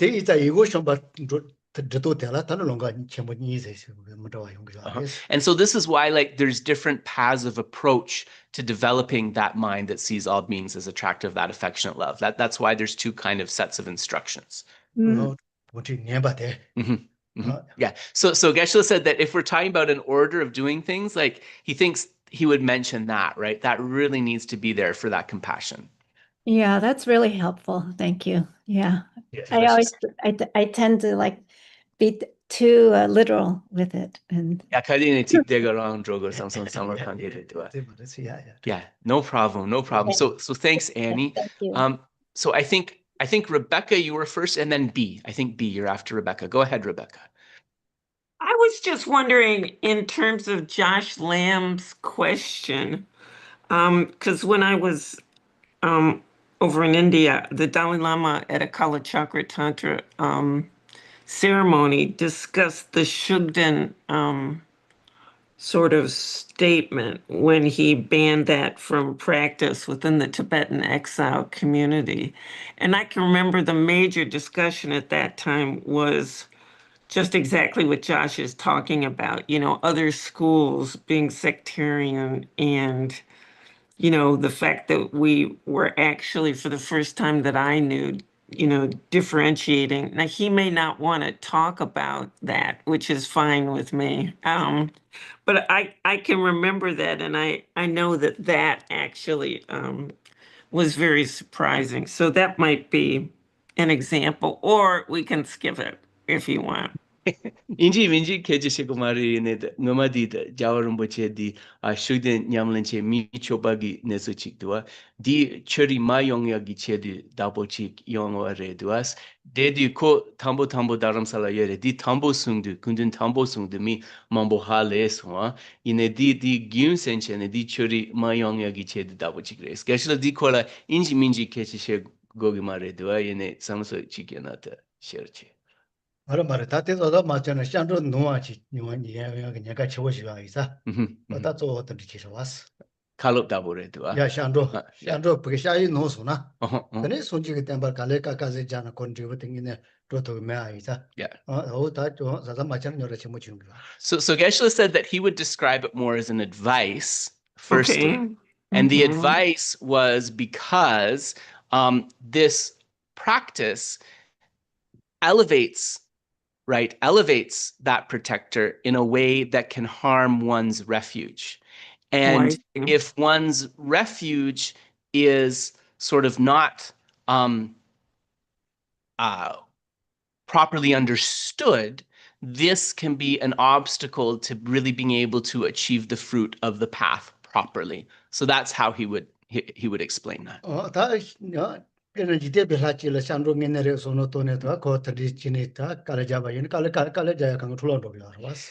Because this is the danger if we are positing an unawakened being, right? A being who is still in this world as an enlightened being, that can create confusion about one of the objects of refuge, and that can create confusion in our practice. So he thinks that would actually be the major reason. That would actually be the major reason. It was just a helpful warning and not a sectarian distinction. Di chorigi kechamare sura di cheju yomare sta wuchi.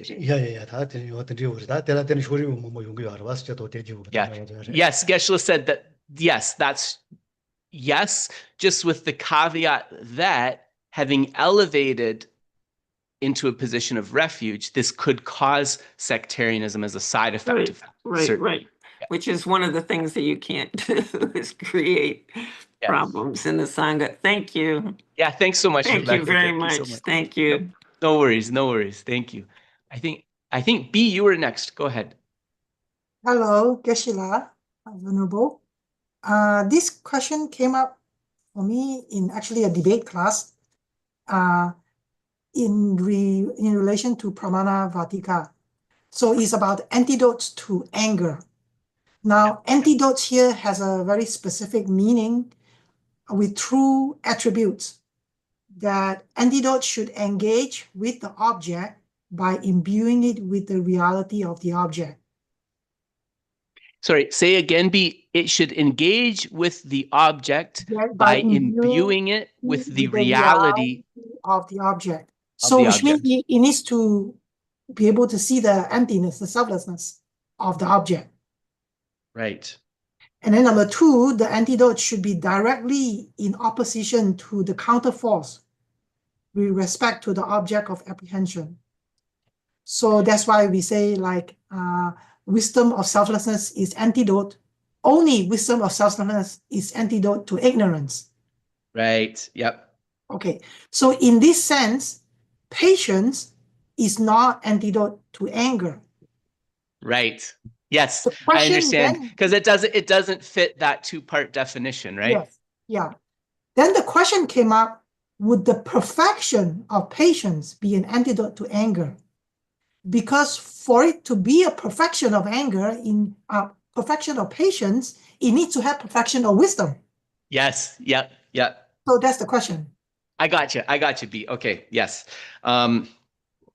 Tene konso zinja agenda chiki la konso sema pola chike chishegire dua yene didan jawo yore karin sana konso kontro ginyambo kola kechishegire dua ane di sema namjo ginanglo la dene nyampo ngene yena dene koronso yul paropodi ngene netsu yimpo hakoela tene drogo gire duas ane ngene netsu matok kandesla gure mi gupadi katu ginyambo chatugi omares roa dene kecha de la tene konso triwa chilen kaplola ya dene kongcho samlo tangna zuba nyambo mares karinsena zuba ngene netsu la tene mebaso tugio mares dene de la tene michik zuba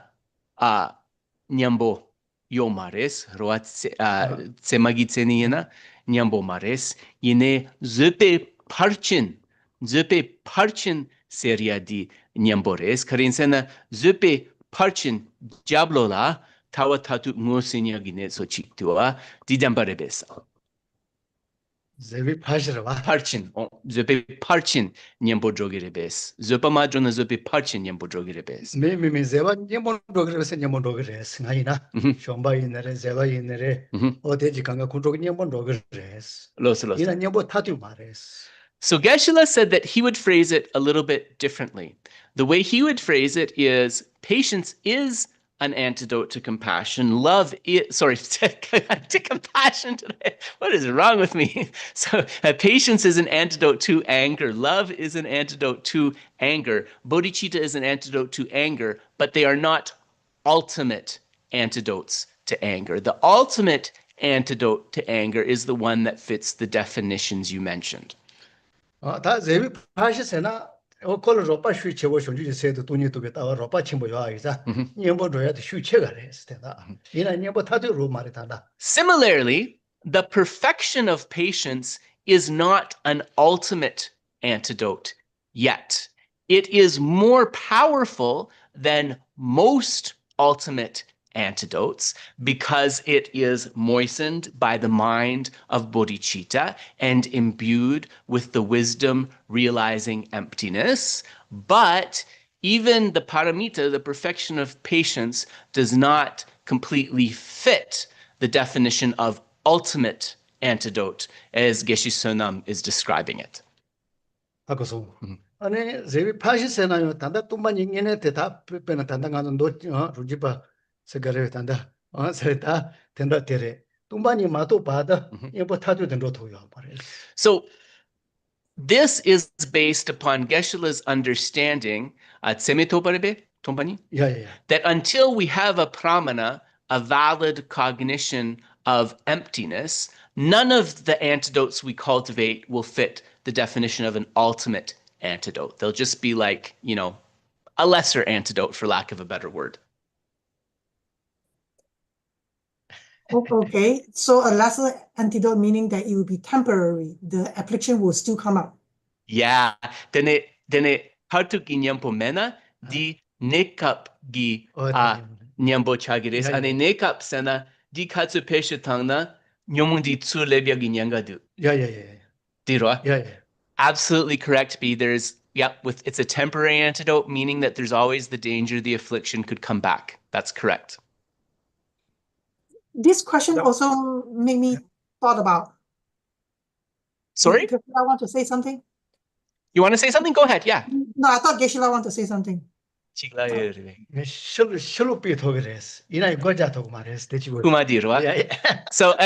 no, go ahead, B, but I'll just give you the last thing that Geshe-la said was, you know, does everyone remember the example of the thief? So it's like the thief that you've kicked out of your house, but you haven't shut the door behind him or her yet. So that's what we mean by like a provisional or a temporary antidote. You've got the thief out of the house, but you haven't shut the door. Okay. So may I ask, what is the relationship of wisdom realizing selflessness and patience within perfection of patience? Kene zupe parchin samlo tangna zupa dang dagme tope sherab jewa condensed chikres. As Asana, Devi Nole Yambala, or So Geshe-la would define the perfection of patience as a mind of patience which has bodhicitta and the wisdom realizing emptiness or the wisdom realizing selflessness as assisting factors,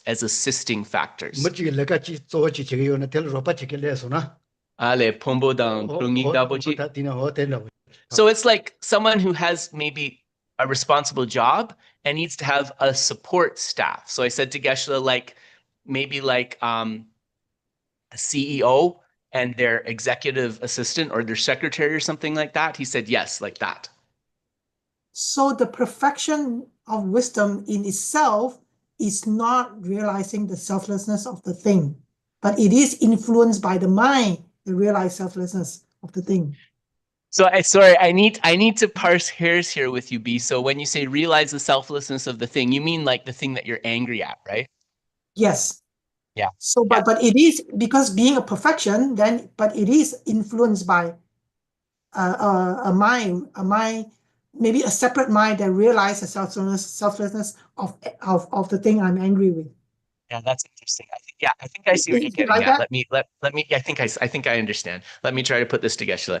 Then it nganso perna zupe parchin labna roa nganso kontro gi yul neluk tartupti ngosingi kogio mares roa ine zupa gomia gi semdi roa jablola tongni kola tes yures dawoch. Oh,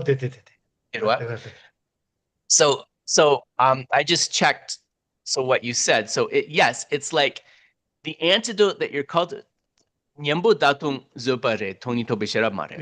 So the antidote that you're cultivating is still patience, right? Because if your mind had as its main focus the ultimate mode of abiding, the emptiness of that object you're angry at, that would no longer be patience as the main practice.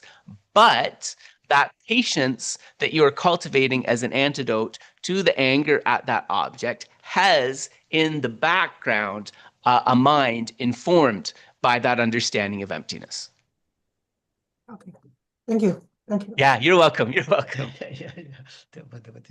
Yeah, Geshe-la said that he said this is really, it's good to think about this one, but it is definitely a source of contention, we could say. It's yeah, definitely different views about it. Go ahead, Dave.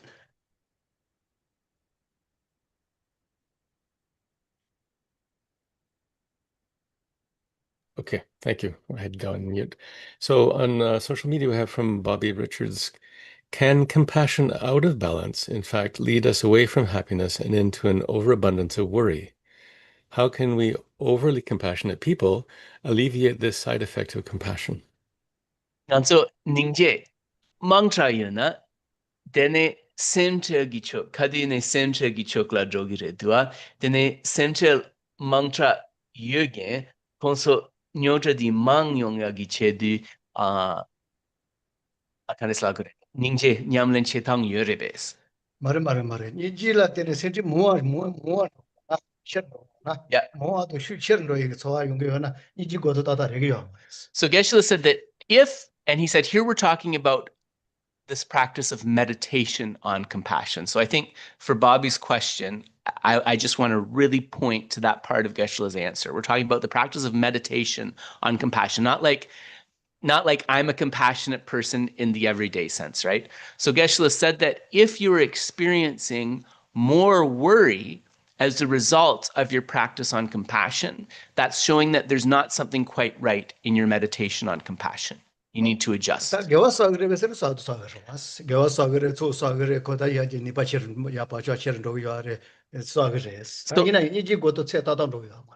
doesn't mean that your compassion isn't beneficial, right? You're still going to accumulate a lot of merit from being concerned about others and wanting them to be free from suffering. You're still putting imprints in your mind for positive, compassionate intentions. All of those things are there. But when we say mistaken here, what we mean is that this practice of compassion is not going to get you to that point of realization, right? It's not going to get you where you need to go.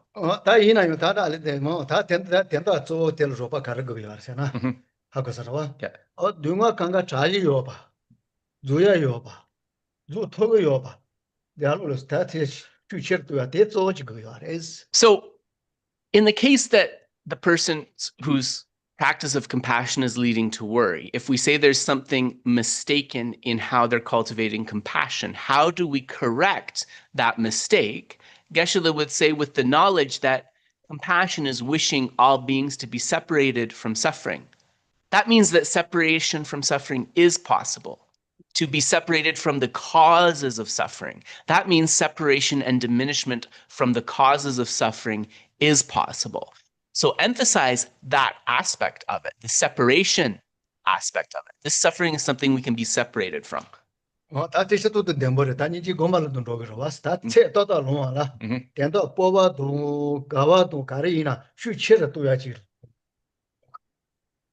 So being compassionate, yes, it can have these drawbacks of causing some people to worry. But if we are cultivating compassion in the meditation according to the instructions precisely, then actually what we should feel is a courageous mind coming forth rather than worry, really thinking there is something I can do. That courageous mind imbued with joy. This is a measure of meditating on compassion correctly. Gokten.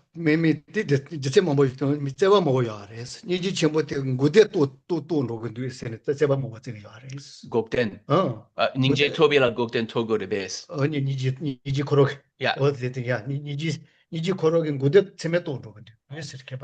So this is actually a very subtle topic, and there's a lot of scholarly debate about it. So some people say that to really bring forth great compassion according to the definition, one needs to have a pramana, a valid cognition of true cessations. There's one scholarly line of thought that argues that.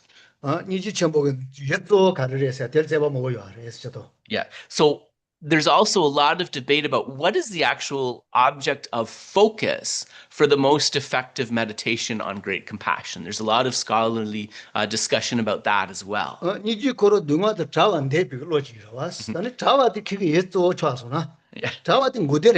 So if we so just to break this down, because Geshe is really good at, he goes to the intellectual side, but then he breaks down exactly what it means. So hopefully I do justice to what he said, because I think it was very profound. We say that compassion is a wish for beings to be separate from suffering. If we emphasize the separation aspect of that thought, that necessarily implies an understanding of true cessations.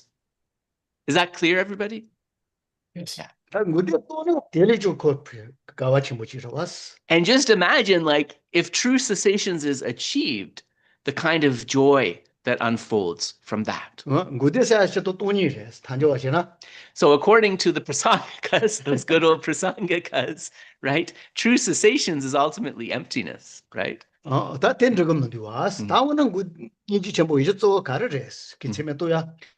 the question is, right, we come back to this debate question, what truly is the object of great compassion? We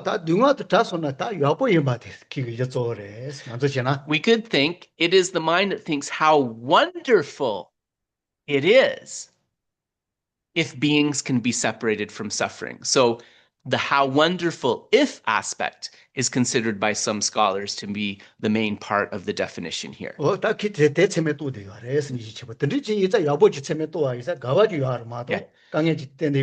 Geshe said either way, like even if it's how wonderful it is if they're separated from suffering, that's still a joyful thought, right? So the idea here is that compassion leads to joy, according to the definitions, not to worry. But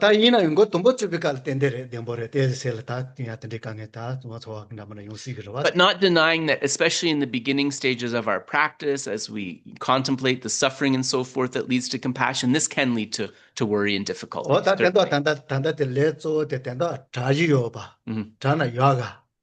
Yeah. But cultivate compassion in the meditation session, thinking there is separation from suffering. Think about how great it would be to be separated from that suffering, both yourself and others. This will imbue it with a positive aspect. We have the power to be separated from that suffering. There's lots of aspects of this that we can feel encouraged rather than worried about. So Geshe thinks if you maybe try these different ways of thinking about it, the practice of compassion is going to be less connected to worry for you. So I see two hands, Carol and Dave. I'm not sure who was first. But Geshe said this definition of great compassion and what an actual pramana of great compassion entails, this is a big topic of debate at the three big monasteries.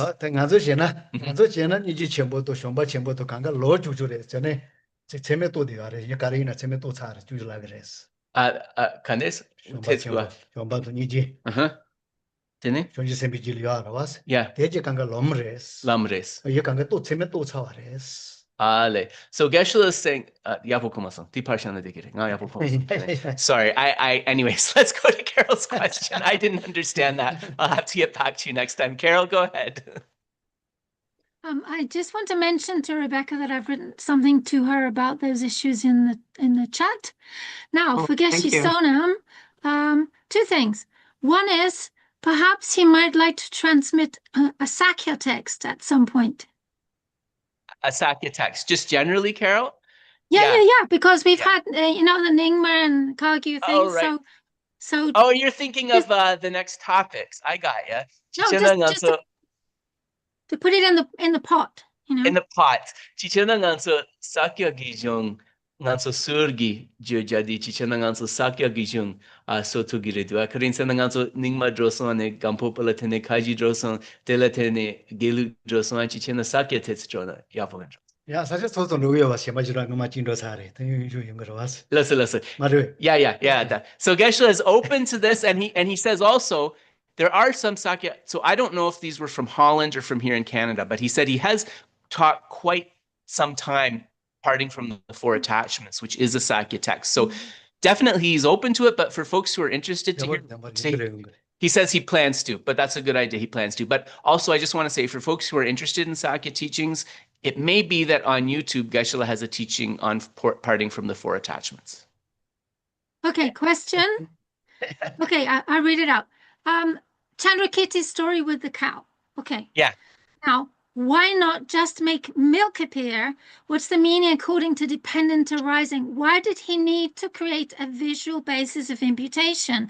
Better story, proof the skills, what's going on? Yeah, then Orangichiwa diredua dawa drapa ko oma chatsangwa pu gogireduas. Dene ko zutru yona ko oma katuk so tugires. Dene didapo yona ko kari chene sipagangla bachugi rimo chik chigogidus. Di kari insana tedres bachukla tene oma yongires. Di kari chene dendre soson. Kari insana chiodang zutru didapo yona oma hopte kala chik so tugires.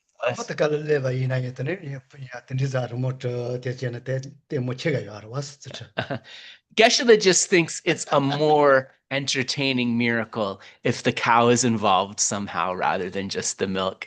He said he can't think of a good reason, so he's going to say he thinks it's more entertaining if there's a cow on the wall. Drawn, folks. But Geshe said it's very helpful to think about it as a dependent arising, right? That there is no milk in the absence of a cow, that the milk is a dependent arising in dependence upon the cow, right? So yeah, definitely. Yeah,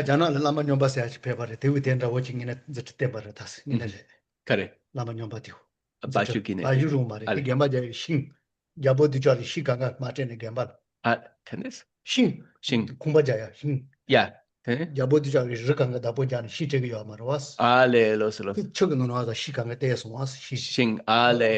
So there's like many stories about these miraculous things. Geshe was talking about another story about it's a Chinese monk. He was called Lama Nyomba, like the crazy master. You know, there was a problem in the land with like an evil king or something, and Shing Yongyo Mareko Shing Sotsare. Right. Oh, I see. So the king was hoarding all of the lumber, and this was causing a lot of, it's kind of timely, isn't it? It's just causing a lot of problems to the people. And so he was able to do a miraculous power that made the lumber appear. Yeah, and in fact, there's said to be a holy spring where there's, I guess it's like a petrified piece of this lumber that is there, and it remains a place of pilgrimage. Yeah.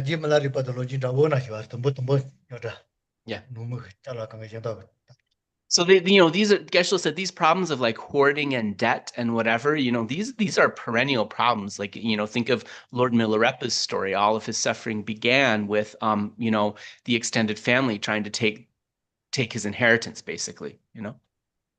So yeah, could you say it's like a cow mandala? What? It's like a cow mandala. We create the mandala and then the deity appears, right? Well, what's the deity? The cow. Oh, so the cow. Okay. Yeah, gotcha. Sorry. A little slow on the uptake there.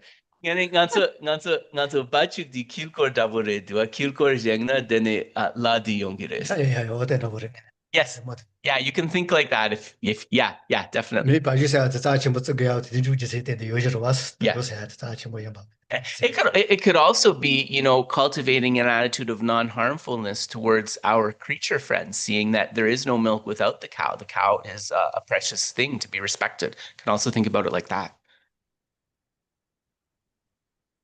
Yes. So I think we covered. Yeah, Dave, is there something else? Go ahead. This should be a quick question. The definition of perfection, isn't it on the basis of bodhicitta and not necessarily wisdom? I think Geshe mentioned both bodhicitta and emptiness. He mentioned imbued with emptiness. And bodhicitta. But isn't perfection qualified by the presence of bodhicitta alone? Right. Not so parchen, zepe parchen di Geshe Jiangshi gisem dang tompani nigala so in a parchen sere di Jiangshi gisem chikpola tene yongi omar besa. Seni dak drona? Jumbi pashisena. Yeah. No, zepe parchen. Jumbi pashisena rwa. Ora maretate demore. Joju sechi wo ina pashil rwa. Geshe thinks that there are definitions that give bodhicitta, that talk about bodhicitta, but he doesn't think it becomes a perfection without emptiness as an assisting factor. Okay. He doesn't think so. Okay. But he said his question is whether that means you have to have a valid cognition of emptiness. He has to check that. He has to check that, Dave. So I think emptiness has to be in there, but does it need to be a valid cognition? Jangchugi semdi tsema yungo debes. Pachin chayla. And so I asked, of course, the thing following Dave's question, well, the bodhicitta that needs to be there, does that have to be a pramana, a valid cognition of bodhicitta? Geshe-la's answer to that is different monasteries have different debate manuals that give a different answer to that. So there's not a conclusive answer. But Geshe-la said that he thinks emptiness has to be there, but he said from what he's remembering, he's going to check for you. But what he's remembering, it doesn't have to be a pramana, a valid cognition of emptiness.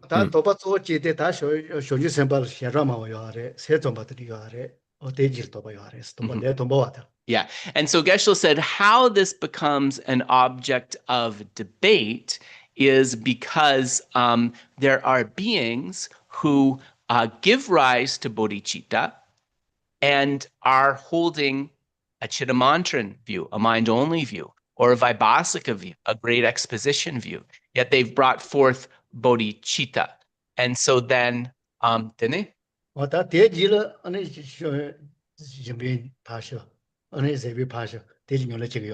yeah. So those holders of those tenets have brought forth a measure of bodhicitta and are practicing the perfection of generosity, the perfection of patience, and so forth. But we hold that the views that they have are not able to bring forth a pramana of emptiness. And so this is why Geshe-la is thinking that there has to be emptiness somewhere there, but not a pramana, not a valid cognition. But they're still practicing emptiness, right? They are practicing the emptiness according to the tradition of their own particular, like the Chittamantran or the Vaibhasika school or whatnot. But Geshe-la says he thinks two have to be there in some measure, both bodhicitta and emptiness. Emptiness has to be there in some measure. So, subsequent question then, if emptiness has to be there in all of them, why is there a separate emptiness, perfection of emptiness? How do you mean separate emptiness, Dave? So there's 6 perfections or 10 perfections. Yeah. The wisdom realizing emptiness is one of those perfections. Oh, sorry. Thank you. So if it has to be in all of them, why is there a separate one? Yes, no, I got your question. Sorry, I was just a bit slow on that one. I got it. Then company kadi nanso parchin gitsikti kadi ine company dang drawa yopa samlo tangna then a parchin trukbi nangnola parchin hamadi sherab company yimbe gymsen kares karin sana chat sangwa yuna then a younger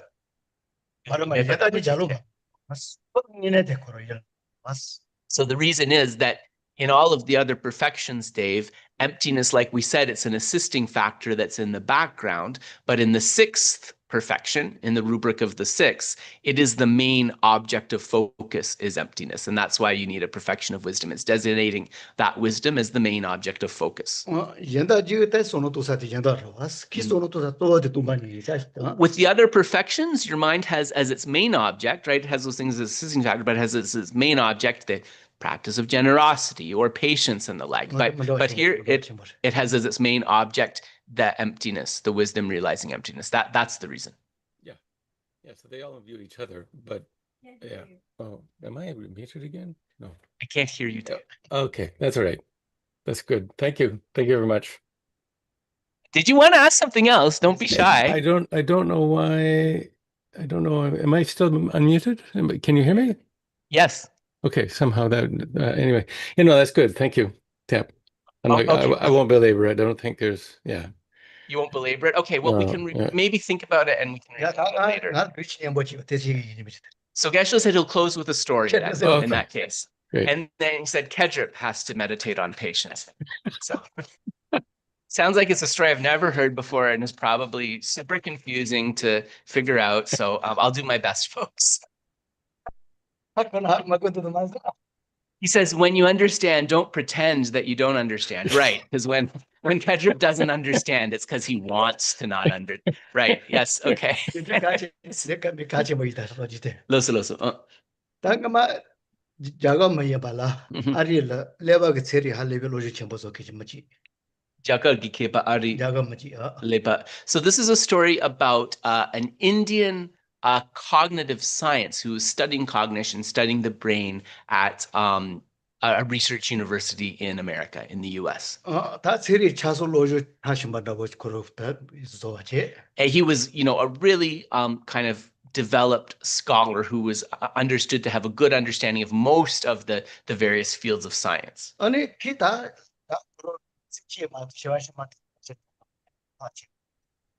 And so in his mind, he had a valid cognition that there's just this one life that we have right now, that past and future lifetimes are not a thing, that that's just something that's untrue. He was really convinced of that.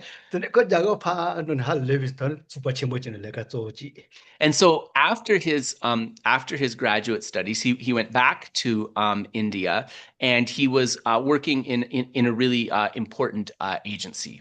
In a really important agency.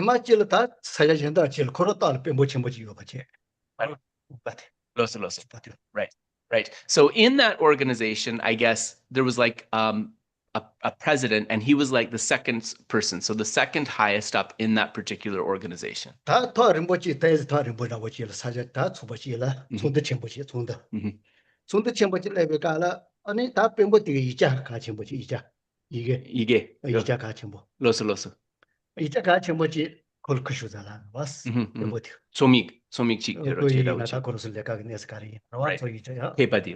So then there was a conference that was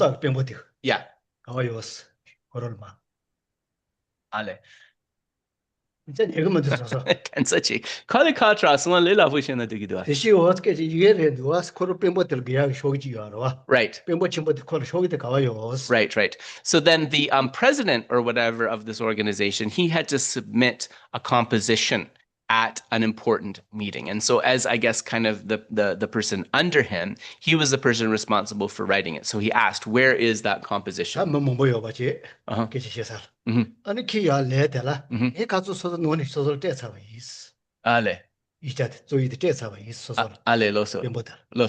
And so you know, sorry, so the meeting had actually started, and he was saying, like, where is the composition? Because I guess he was supposed to read these remarks. And he said, you're mistaken. I already prepared it, and I already gave it to you. So then, of course, his boss got extremely upset. Like this happens in academia too, doesn't it? So he got extremely upset and scolded him in front of all of the people that were at that conference. Yeah. He said, this was your responsibility. You prepared this, but you also, of course, had to bring it to the meeting. So why didn't you? Yeah. So he said, go back to the office and find it.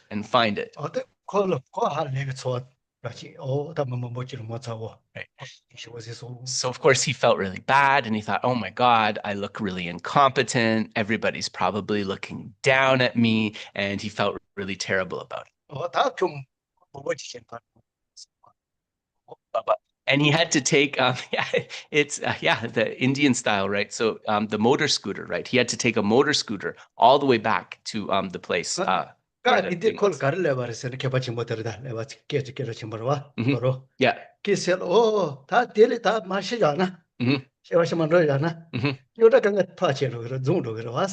And so as he was driving the motor scooter, it was quite like dangerous traffic, and he was thinking, well, at least if I die now, it's right after experiencing a big obstacle. So hopefully next lifetime, I won't have anything weighing me down. Yeah, he nearly crashed his motor scooter a couple times because he was in such a rush.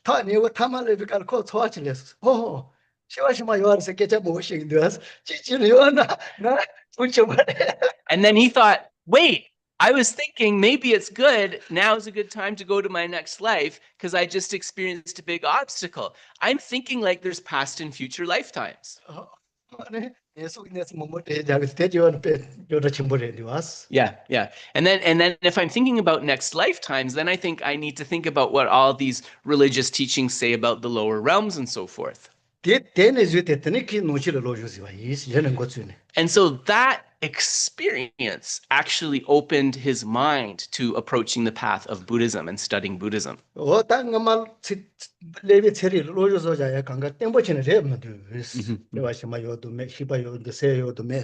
And so he started to, on the basis of this, to question the definitiveness of all of these scientific pronouncements that past and future lifetimes are an impossibility because they can't be proven with scientific instruments. So this was something that he shared from his own experience.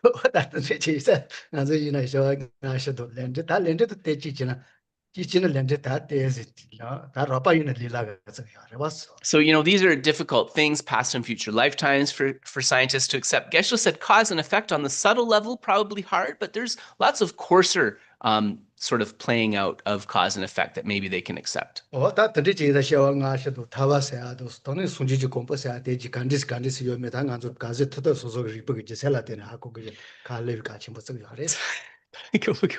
all of these difficult subjects, when we talk about past and future lifetimes, cause and effect, the possibility of liberation, the possibility of Buddhahood, these are all things that we want to use reasoning to develop a discernment about. This is really important.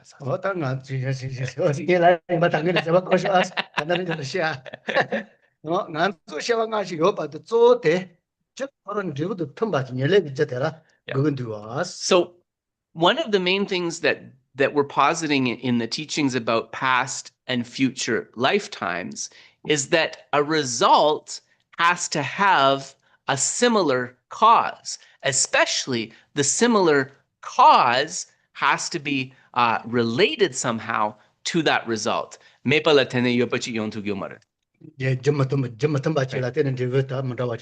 based upon incongruent causes, it's not possible to have a result coming.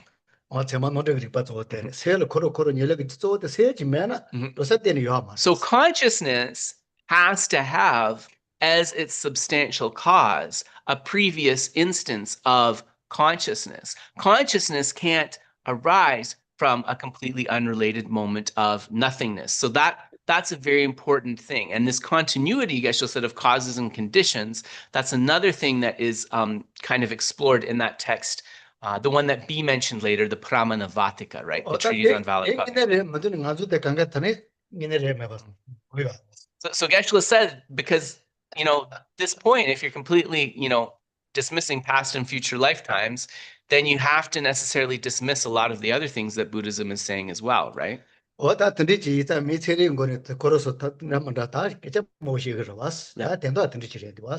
So there are a lot of different kind of scientific discussions.